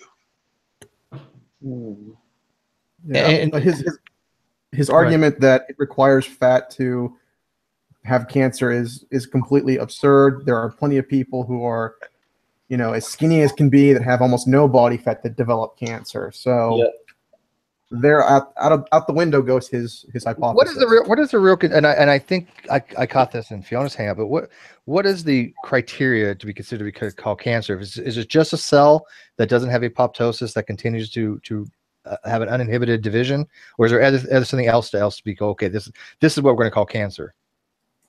So yeah, that was, I think, the first 30 minutes of that presentation I gave on Fiona's channel was specifically to these definitions. And one of the things I really highlighted was tumor versus cancer. Yep. And tumor is just any abnormal collection or mass, lump, neoplasm of cells that It could be benign, could be malignant, grow. doesn't matter. Right? Lipoma. Like, Big example. Okay. lipoma would be a tumor. Yep. Okay. But cancer specifically is a subtype of which some cancers are tumors and some are not tumors. So some cancers are masses. So like if you have liver cancer, that is a mass. Leukemia would be a not mass tumor, not mass cancer. Leukemia would not be a tumor. Yes. Yeah. Okay. But the basic definition of a cancer is abnormal growth that invades and destroys other tissues and has the potential to travel or metastasize. Is that why a benign tumor that would be doesn't do that? Yes. I mean that's really the dividing point. Benign tumors don't go anywhere else. They don't really destroy tissue that's nearby. They can grow. They can become quite large. I remember I did during my surgical rotation, I removed a lipoma from a woman who thought she was just really fat. Turned out she had like a 40-pound lipoma right underneath her belly button that had just been growing for 2 decades. Now, why doesn't that spread to other tissues? Some of the factors that are required for cancers to gain that ability to spread are probably just not present in that tumor. And we went through some of the hypotheses behind why tumors can grow and how they form and become cancer in that presentation. It's not well understood at this point. They can get pretty complicated. Yeah. Cancer cells, the malignant ones actually send out scouts, little scout cells, which is a fascinating idea. And then a lot of it comes down to the type of receptors they have, and it gets kind of in the weeds. All right, so what you're saying is they send them out, which is intentionality, which means it has an intentional purpose, which means intelligence design. Okay. No, Myth did not say that. But Tommy here, that's a good point, though. They seem to continuously make the mistake of imputing, purpose to instead of just saying this is just the way the universe is. This is the way chemistry works. But they do point out when you use language like that, they do take it more than just metaphorically. Well, for Tommy, he kind of, and I hate to bring this word because what's his face killed it. He does presuppose that there is this intentionality built into it because a few years ago he was saying that every single cell in your body had a conscious. I remember that. Yes. You remember that? I don't know if you guys were around. He has a theory on that. It's an emergence type theory that consciousness exists in each individual neuron, and it's just like, what the fuck is this? Wow. Well, here's what I don't understand, Steve. Killing a bunch of neurons. From Tommy Hall's perspective, like right now in this room, we're talking about him, right? We have this scientific paper that we're talking about. There's 2 physicians in the room and another biology person. There was 4 people with advanced degrees in this hangout. Okay, 4 people with advanced degrees. He could come in and ask questions to his heart's desire, and we would gladly answer, gladly explain the base concepts, right? I mean, that's an amazing opportunity that he is not talking about. I went into a room with, what's his name? Nephilim Free. Mm-hmm. Oh, man. And somebody, because they were talking about junk DNA or something like that. And I was like, ooh, I can contribute to this. So I went in and, I said, I told them, I've done work in this, I understand these promoter things y'all are talking about. He totally ignored it and started doing his presuppositional game with somebody else in the room. And the whole title of the hangout was about that. He completely derailed it and started doing his presuppositional stick. So I said, oh, okay, well, I'll just leave. Yeah, he doesn't want to deal with people that know. Think about the opportunities that they miss, though, to learn. Well, let me put it out there. I am saying this on record. I am blessed to have this many knowledgeable people, not just the ones that have degrees. People like Jade, people like Jade, they don't officially have a degree yet. But anybody who has knowledge in this, I'm blessed to have this amount of people that know something about stuff. Right now, I could get a hold of 3 people with PhDs in biochemistry. 3. Right? In actual biochemistry, if Ronnie wanted to say, hey, I want to explain what I mean by DNA degrading water, or I want to explain how biochemistry relates to intelligent design, I could get any one of them that would be loving to come talk to him. Right? Yeah. Okay, you want to name him? Okay, well, Dr. Fuzz-Rana has a PhD. Doc Savage has a PhD in biochemistry, and the Living Dinosaur has a PhD. And I know, and especially Yeah, they're all out. I'm not doxing anybody. But the Living Dinosaur and Doc Savage, they'll be more than happy to talk to people. I just want Doc Savage to do my extra credit work in Chem 2. That's all. But where could you go to get, if I say, okay, you want to talk about astronomy? Oh, you know what? I'll get Astronomy Live. He's got a PhD in astronomy. Oh, you want, whatever subject, we have somebody that knows something about it. That is a wasted opportunity. I've made this argument before. I've said that if you just take a look at G-Man, and over the last 4 years, how many conversations has he had with people who are laymen and people who have PhDs and have been in these fields for, 5, 6, 10 years? He has had the equivalent of at least 3 college semester courses. Absolutely. I have no doubt I could go take a biology course, and I could probably finish a bachelor's degree in biology. Just what I've learned, from being in the Great Debate community. I'll tell you, and I've said this before in the past, the stuff when I took my Principles of Biology 1 and 2, a lot of the material that we covered in Hangouts, I learned, and I was able to apply directly into that course, to the point that I could have been asleep and have passed every test and still have maintained my A and have still graduated like I did, on the dean's list. I don't doubt that. These Hangouts are very informative if anybody's actually wondering. I looked at some very. I'll go to Google Scholar a lot. I get some other textbooks, and you'll look at an entry level course textbook on some of the subjects, and you'll be like, "Oh shit, we've covered that before. Yeah, we've talked about that before." Hey, Drag, the stuff you're looking at in chemistry too, I'm taking that it's inorganic too, right? No, just Gen Chem. Okay, Gen Chem too. Yeah, that's an awesome class. You'll talk about thermodynamics. I mean, you'll talk about so much stuff in there. It's you're gonna have to ask me stuff I won't remember. And we talked about the most fucking rice tables. Rice tables? Yes. What's the rice table? Yeah, I don't know what that is either. When you're if you're doing like a dissociation of acid and water. Oh yeah, okay. Yeah. And you have to find out what the K values and the Q values equal. I remember those. Yep, super important stuff. I don't remember called rice tables. Is like RICE? Yeah, if I show it to you, you'll recognize it. But we call them rice tables because R stands for whatever whatever the reactants are. Right, and then I is the initial, C is the change, and the E is the equilibrium. I got you. So it's reaction, initial concentration, change of concentration, equilibrium. These are equilibrium equations. Yep. Yeah. Okay. I recognize the equations now, but I've never heard of that acronym before, believe it or not. But that's so important, and the reason it's so important is because the different atoms, right? The different elements have different properties, and they react a certain way. And then when they come in contact with other atoms, they react a certain way. And so molecules, as they build up, they begin to have a character, and they react in certain ways in certain situations. And you can predict those situations. And when you start getting OChem and you have all these complicated reactions, you don't have to memorize them all per se. You can actually figure them out. And it's just like doing a math equation. You can go step A to step B and so on and so forth. And you get the idea that the natural world works in a certain way because of basic laws. And that's the part that the clown car people don't understand. That's when they have to impute intentionality and agency and all the TILO stuff because they don't understand these basics.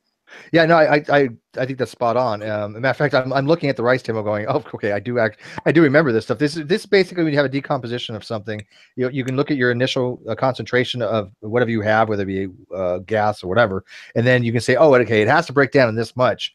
And at the end results, you need to have a certain amount of ratio of the concentration of your elements or whatever you're dealing with at the end that from the initial reaction. They're basically decomposition equations. Is that kind of correct there, Drag? You could use a rice table for all type of stuff. I mean, the most recent thing I've used it for is for just a single dissociation of like a strong acid or a strong base in water, and then you can just find out the pH of it. Yeah. Or there's a modified rice table. So let's say if you're making a buffer, and then you add a little bit of more of let's say whatever the conjugate fucking base is. If it's a strong acid, actually no, if it's a fucking buffer, no, it'd be a weak acid. And if you added a strong acid to it, what would happen to it? And of course, it would go to shit because you're throwing off the balance. But if you were adding a more of a conjugate base, then which way would it shift? Would it shift to be more acidic or more basic? And then what would be the new pH or pOH of that solution afterwards? and so it is very fascinating. Yeah, we had to do all that stuff too with putting in for a buffer solution. How much the pH is going to change? If you, like you said, if you have a strong acid versus a weak acid, I hated all that stuff. To be honest with you, though, I hated it. Well, It's important though. It's important on a medical level. Oh no, Yes. I agree. Well, I had to learn it because of the water chemistry of the plant. We had to learn how to do turbidity and tritations. We talk about body chemistry all the time, and right in your weak acid would be bicarb. Well, right? and let me see. So, if I remember correctly, blood, and I'm not looking this up. Blood is 7.35. It should be your optimal pH. Yeah, 7.35. Right. That's close enough. 7.35 to 7.45. Yeah. Yep. Okay. So, what do you guys think of this? Back in the day, there was a book that got put out saying that cancer was due to the body having too high of an alkaline content, or no, it was an acid content. The blood was too acidic. Yeah, so you needed to balance it with a more alkaline diet. Right. You had to take alkali to balance that out. There are still people right now in those fucking woke camps that are professing that bullshit, and that's part of the reason I don't fucking like them. There are people I literally this week argued with a motherfucker saying that, and I said, what if you make your blood neutral, completely neutral? Do you know what would fucking happen? What if you made it acidic? Do you know what would happen? And like, and because he got indignant with me, and I said, you don't know dick all about any of this shit. You would literally fucking kill yourself, you dumbass. Your blood isn't supposed to be neutral. Like they can drink that alkaline stuff. It's just tough on their kidneys. If the kidneys get shot, then it's bad. If blood was neutral, it would be too basic for what it's supposed to be. If it's supposed to be 7.35, correct? Well, I think it has a weak base. Acidic. Or is it It'd weak be too acid? acidic. Yeah, I'm sorry. It'd be too acidic. Well, no. It's bicarbonate. It'd be too acidic because you're going down. Right. So it's 7. That would be neutral pH, which is normally neutral. It would be considered to be too acidic for what you normally should be at. Right. And you wouldn't live long in that situation. Is that acidosis? Oxygen doesn't dissociate from hemoglobin normally. Your metabolism, your cells, your mitochondria won't function properly. I mean, everything breaks down. It affects everything. Because you have the enzymes in the blood, in the lymph, and all that shit. They have an optimal range, an optimal pH at which they work. Because if you change that, they'll start to deprotonate. Or sorry, not deprotonate. They'll start to denature. And once they denature, you're fucked. Because you need that to maintain homeostasis within that system. And denaturing goes to the structure of the protein. Yep. Yes. Falling apart. Yeah. So said, when you have when you have this specific, when you have an optimal system, it's supposed to be optimized for this specific pH. When you start messing with that pH one way or another, when you start going lower and get more acidic, you start getting higher and get more basic, the enzymatic function is going to change based upon equations you're learning now, right? I just so happen to know that, but that's more into molecular biology. But if you have any enzymes that are, let's say, you have certain lymphatic enzymes, and these lymphatic enzymes have that optimal range in your lymph that's at the same as your blood, which is like 7.4. Well, if these enzymes are carrying certain pathogens, and you get an infection, and you've now fucked over yourself, and you've changed and lowered your pH to more neutral, they're not going to be able to perform that function as well because they're still trying to maintain that stability. So you would actually inadvertently be hurting yourself by allowing that infection to continue unimpeded by doing something like that. I'm just giving you like a rough scenario. Oh, the complexity of body chemistry must be just. But the acid-based stuff is something we talk about a lot. Like we get arterial blood gases a lot, and we look at the current pH of the blood. We look at the carbon dioxide level, the bicarb level, and that's something that we monitor very closely and try to adjust it. It's super important stuff. These are the gases that are dissolved in the arteries. Well, have. Correct. And if I could just. Oh yeah, go ahead. If I could just mention one more thing, Greg, that you guys probably aren't familiar with, but it's not just the denaturing of the proteins channels that allow different elements like potassium and sodium to go in and out of the cells. They need to be maintained at a very specific level. When you adjust the pH of the whole system through the blood, those channels either they work not well enough, or they overwork, and then you start to get imbalances in your electrolytes as well, and that can quickly become lethal. Are these the ion channels? I think it's like referring to the sodium ion channels and shit. Yeah. See, here's the thing. I actually like these subjects. Don't get me wrong. It is kind of funny when I have all you people in here that know about this stuff to no end, and I just have a tertiary understanding, but at least enough to comprehend what the hell you're saying. And yet we cannot get any member of the CCP to actually learn something from you guys. I just don't freaking get it. Look at if I can understand this stuff, anybody can, because I haven't had biology in 25 freaking years. But I oh my God, it kills me. But what RSC was just saying was so important. The maintaining the equilibrium with those channels. Like if you said, why do we die? Like, what is death? What actually happens when you die? Is you lose those channels. That's what happens. That's death. In the brain or anywhere, everywhere. Okay. Whole body shut down. Because I mean, okay, so anytime all the channels shut down, the ion channels just you have no more uptake of anything. Boom, you're dead. Well, yeah, because you need cellular respiration to live. If you're clogging or you're interfering with that respiration, your cell can't. Any cell cannot function. But problem with cellular respiration is not going to kill you first, you know. Like for example, if I take out the heart, here's a question I got, and I am serious. If I just all of a sudden remove the heart, right? How is that instantly going to kill you, as opposed to having a heart attack where your heart has stopped beating and you have time to respirate somebody and start the beating heart again? Well, if you took the heart out, right, but you attached tubes where somebody's blood was leaving their body, getting oxygenated by a machine and put back in the body, we call that ECMO. It wouldn't kill them. There's nothing special about the heart besides pumping the blood. Right, when people are shot through the heart, sometimes they say, "Oh, this person they died instantaneously." What causes the instant death? And I do mean instant, not a quick death, but an instant death by a heart, something in the heart. That's a relative term. Instant death means like they were going to die in the field no matter what you did. Yeah. They don't necessarily go. It's not like a snap of the fingers. They go from being alive to being dead. There's a short period where their heart stopped, the blood pressure is dropped, they lose consciousness, and there's no way to revive them because you can't restart the heart. Right. That's why I wanted to say the difference between. But on a molecular level, you're losing those channels, right? Like your ATP synthesis, the equilibrium between all the channels, the sodium, the potassium, all that stuff. That's what stops. That's why you die. Okay. No, that makes sense. I hadn't really thought about it that way, but that does make sense. You have to continuously make energy to keep those equilibrium the way they are across those channels. And when you lose your ability to do that, when you don't have the oxygen, you don't have the circulation, you can't keep the channels at the equilibrium they are. You lose function, breaks down, you lose your electrical everything, and that's death. And that's how some poisons work, isn't it? Some poisons that I've seen actually affect the electron transport chain and actually affect certain parts in there and say, okay, you know what? I know this no longer serves that function. Therefore, you're not making the ATP any longer. You die. They'll have certain substances that'll act as a competitive inhibitor, and so once they act as that competitive inhibitor, certain channels get blocked, and once they get blocked, you know that they can't perform their regular function until they get unblocked. Yeah.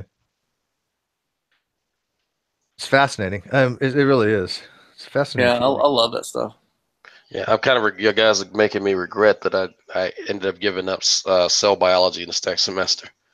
Would you? Cell's important.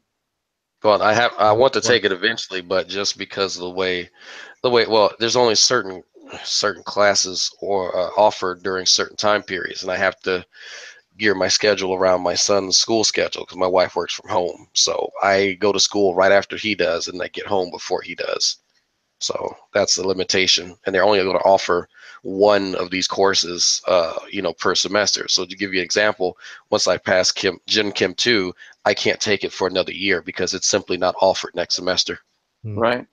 Hey, don't let me forget, Drag. I know you got stuff coming up in the next week or two, but before your hangout with Ronnie, before your debate with him, that's next fucking. You're debating Ronnie? Yeah, we'll get up to speed in a second. Oh my God!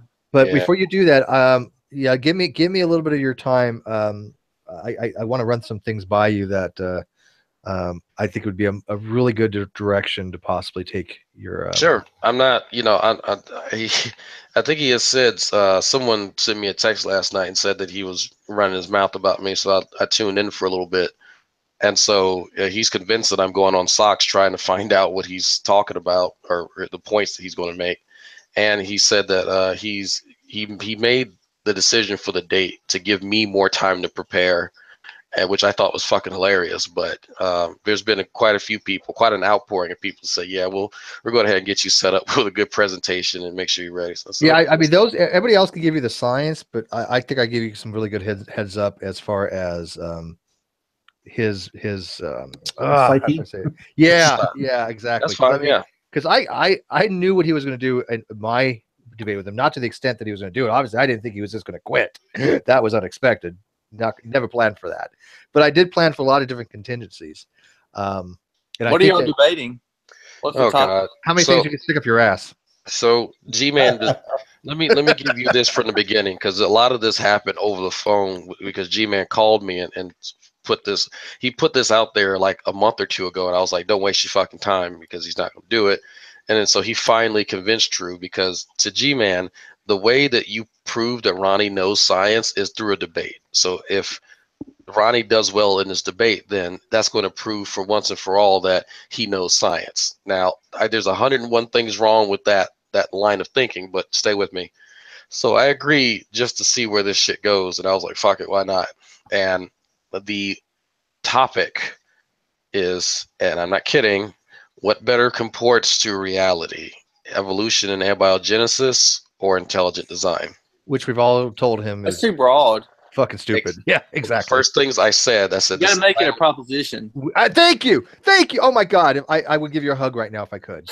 It's absolutely asinine. I completely agree with you. You said the exact motherfucking thing that I've said. Like, it's ridiculous. Drag is the truce over, or is the ceasefire over, or what is the status of that? Oh, I'm going to let him say what he wants. I'm just going to point out the flaws in his arguments and the inaccuracies of the statements that he makes. Okay, so you're going to still avoid the name calling for now. Hey, Drag, can I just give you some debating tips here? Sure. One, you don't have to bother about writing an opening statement. It's not necessary. You could just preamble whatever you want during that time. And if you don't say everything you want to say in the time allotted, you're free to save those minutes and use them elsewhere in the debate. You have to say big. You have to say big. And if you get asked a question that you don't know the answer to, you don't have to answer it. Just go on to something else. Look, I'm not bothered by this topic. This is fucked up. That's too broad. It's crazy. He's gonna spout his normal bullshit. You gotta get it down to something specific that you can kind of dig down into. I would normally agree, but I don't want to give him an excuse, because the first thing he'll do is that when I start contesting things, he'll go, "Oh no, Drag's trying to change it, so no, I'm not going to do it." Yeah, I don't want to give him an excuse. Drag, don't make Steve's mistake by cheating by using a PowerPoint. Okay, if you need to show diagrams or graphs, just draw them on line paper and hold them up to the camera. I let him pick the topic, and I still worked around that topic to make a two presentations relating to the topic, and he still came back and said, "Oh, look at Steve. He wasn't engaging on the topic." Well, Steve, you were cheating by using a PowerPoint too. We all know that you were cheating by using a PowerPoint. That was very unfair of you. You know what's funny? The main complaint people had was my presentation was too technical, and I accept it. I'm going to believe them, even though a part of me goes, I don't see how. I'm not going to lie. I don't think it was that technical. I'm not trying to it was 6th grade technical. You needed to be 3rd grade technical. Yeah, well, that's okay, and that's my point. I was like, wait a minute. I mean, this was kind of not that complicated, but still, people were like, it was a little bit too complicated, and I'm like, oh, okay. So how simplistic do we have to go in these discussions? Does True still have Hangouts? Does he still do this? Oh man! So you've been missing out on that. So someone has brought to my attention that, well, just to give you an idea, I've been doing Hangouts from my front porch with my phone. I just kind of ramble, And I get a pretty good following of people who want to sit and listen to me ramble. But We don't know why. But yeah. I have no idea why, but there's people who want to sit and listen to me for an hour ramble about shit on my front porch. And so, it's he's now trying to do his own version of that, as a few people have pointed out, but he doesn't know how to continuously expound upon thoughts and then creepy, go from topic to topic. So there's a few people have now been saying that he's trying to imitate me by doing these impromptu hangouts. I think they're right. Do it. No, I think they're right. I mean, see, but you're engaging, you're entertaining, you have something of value to say. If you didn't, people wouldn't listen to you. People wouldn't watch you if you had Oh, look, Dragnot's having a hangout. People are like, oh, whatever. Don't give a shit what he has to say. No, they enjoy what you have. They enjoy what you say. Now, I think it's a little repetitive sometimes. Yeah, I can only bash, listen to people, bash the same shit with Ronnie, but hey, you know what? We all do it. But here's the thing. When he tries to do it and he sits there on this couch, I tune in. I see 4 people watching. In about 30 seconds, I want to blow my freaking head off. I'm like, because look, Sam sent me no less than 12 images of him sitting on that fucking couch. And I can tell you the name of 3 of those pictures that Sam sent me. One of them was "White Man Stole My Land." The second one was "Holy fuck, these are pox blankets." And the last one was "What kind of deal did we fucking make?" Like those, it was the look of fucking despair, and you really feel sorry watching. That was funny. Oh my god! But you go. I'm not even joking. I'll show you the pictures. Like they were fucked up. Steve? Oh my god! It might be. That was funny. Like, these pictures are. I can see that in my head. That cat. Yes, that's exactly what they look like. It's just sadness. Like I'm not mad at him. I just feel sorry for him. It's like, God damn, bro, what's going? Like, do you really need to be on the internet looking like that? Because it's pathetic. But he has nothing of interest to say, and what he does say is so goddamn redundant. It's like I can tell you what he's going to say before he even fucking says it every single time. Except for this, I got to admit, when I listened to him, he was going off on Tripoli and the French Revolution and the Article 8. And I heard he murdered history. Someone told me like he just fucked up so much shit. I even knew that he was what the hell was going on. I was like, I don't remember. I took history. I don't remember any of the shit that he's trying to put forth. But yeah, it was pretty bad. That's what he's going to do in that debate, though, with drag. It's so broad, he's going to be able to just spout his usual. That's fine. But here's the thing. G-Man has taken the role of not only timekeeper but moderator. And one of the things that Mowdy did in our debate was that he required us at some point to rephrase certain questions. And so if he's just going to go off and ramble about absolutely nothing that has no relevance to the conversation, I'm just going to ask G-Man for him to, clarify his statement. Ask G-Man to clarify his statement. That would require G-Man to understand the fucking topic to begin with, which I know he can't. So he's kind of fucked himself choosing G-Man as a moderator, and that's why I didn't protest it, because he can't say that he's not happy with the moderator. Because if G-Man is just a timekeeper, then we need another moderator. Well, if we get another moderator who actually understands these topics, they're going to acknowledge Ronnie's ramblings for what they are. So either way, he's fucked there. Yeah, and I totally agree. I mean, it's no problem for me to ask for clarification. But I recommend Scott, because Scott doesn't shit about these topics. Well, G-Man originally said Mowdy should do it. And I said, that's perfect. He did it for us, and everyone likes Mowdy. True didn't want Mowdy to do it. True wanted G-Man to do it. And of course we know why. But that works out in my favor for the reason I just explained. Mowdy let Steve cheat with a PowerPoint last time. Yeah. Not. 2. By the way, I think you gave Peer Review some great ideas for some memes. Okay. Yeah, oh no, I've sent Peer Review. Like he is over fucking hilarious. He is overstocked because I've been sending him random ideas. I'm just fucking dying on that. I'm not kidding. Like he took down that video, but we saved it. And there's a timestamp where, for some strange reason, he starts watching my broadcast where I was retelling the story of Sergeant Gibson. And so, if there's 50 people watching, if you've not heard the story of Sergeant Gibson, I'll tell it here. All right, I haven't heard it. You haven't heard the story of Sergeant Gibson? Oh wow! Or at least I'm not familiar as known as that name. Well, it's a story. It's a personal story from my past. Okay. About the guy who was my supervisor in the Army. I didn't tell you about that story. I could have sworn. Well, I may have heard the story. I just don't know it as the story of Sergeant Gibson. It's about the porno. The porno. The guy, the porno? No? No. Okay. Tell a story. So I'm gonna tell a story in a second. So he's looking depressed, like Drew is looking depressed in this whole video. And all of a sudden he goes, well, let's see what Dragnot's saying. And I'm like, what the fuck?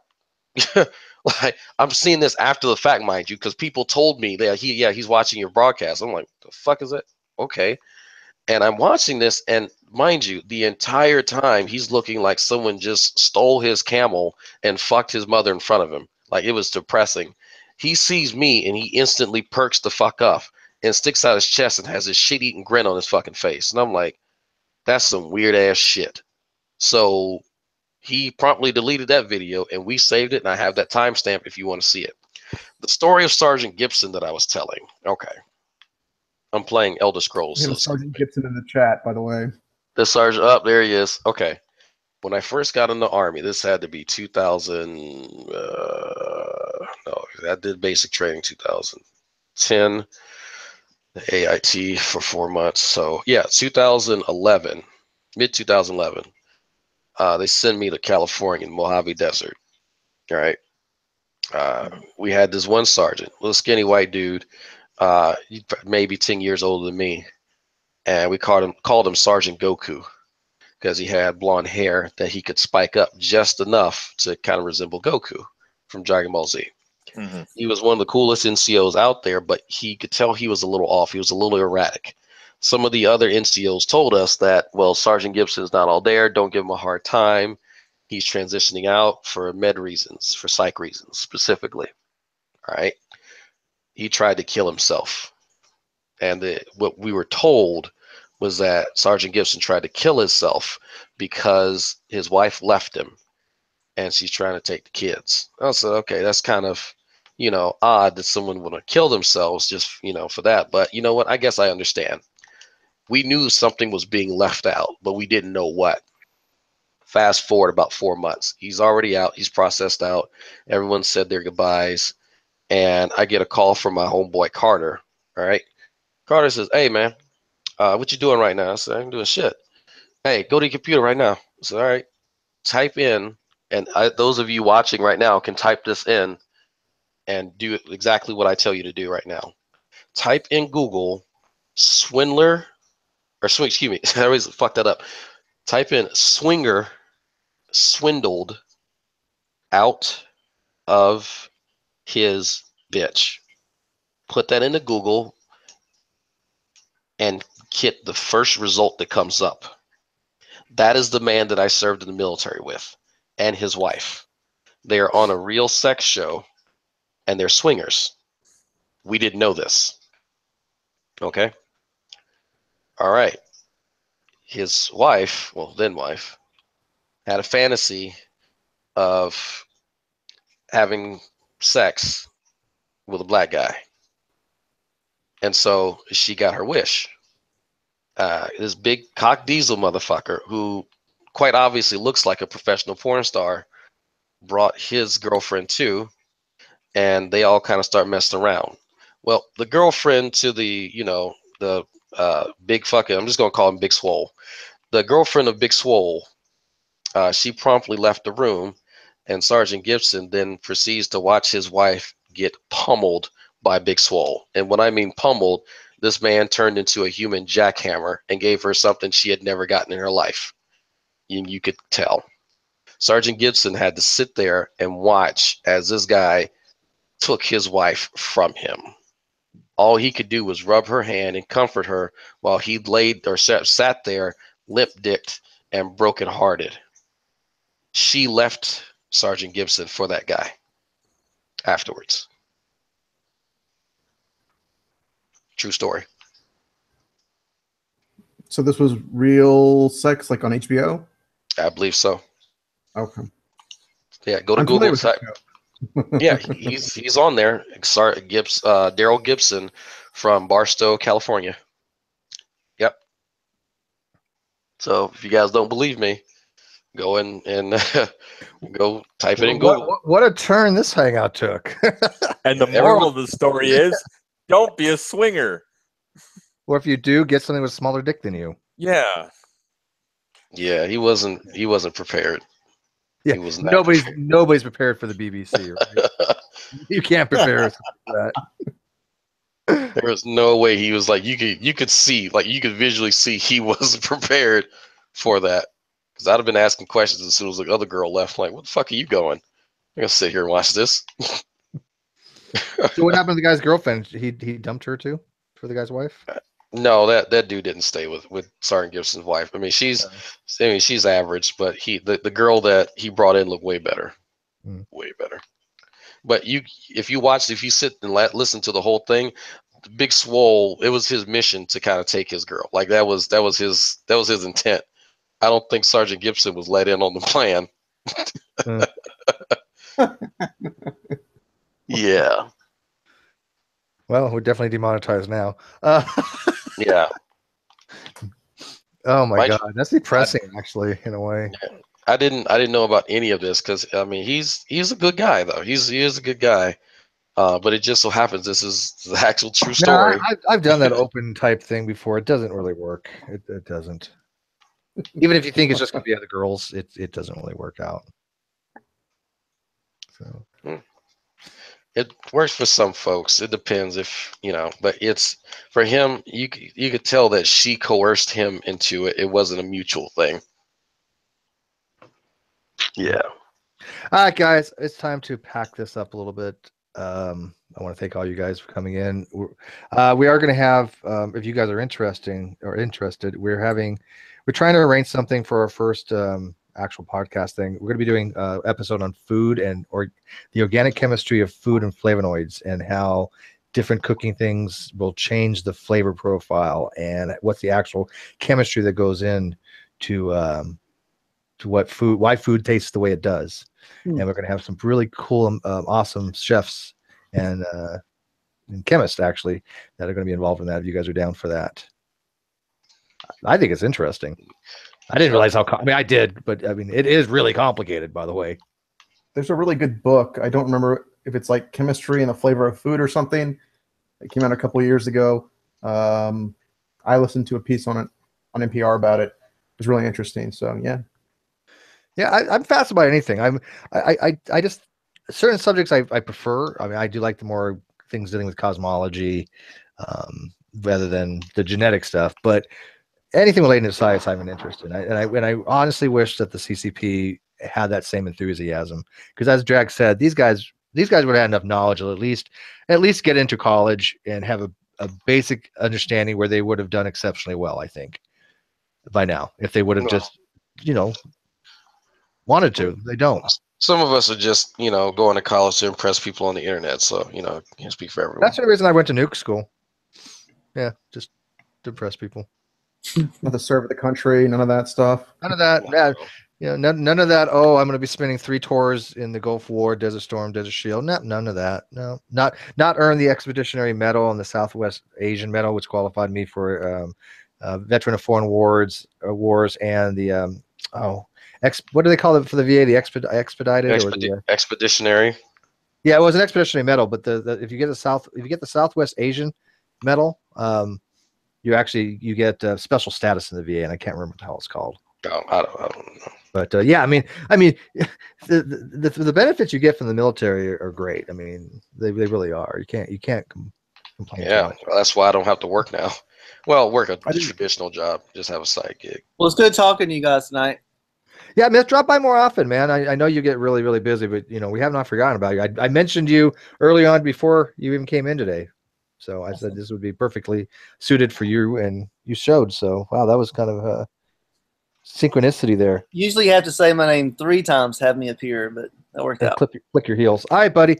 All right, guys, we're going to take this off air. Thanks for everybody to help Tommy Hall kind of understand his misunderstandings of the papers that he was citing for cancer. So I want to thank HogTie, Fiona, Drag, Jade, etc. And I'm going to give the last word to Pseudo because he doesn't really get too many last words in. And well, this is going to be dangerous, but go ahead, Pseudo. Last word. I'd just like to remind everyone who's still watching that HogTie still has to explain to us why butt plugs are shaped the way they are.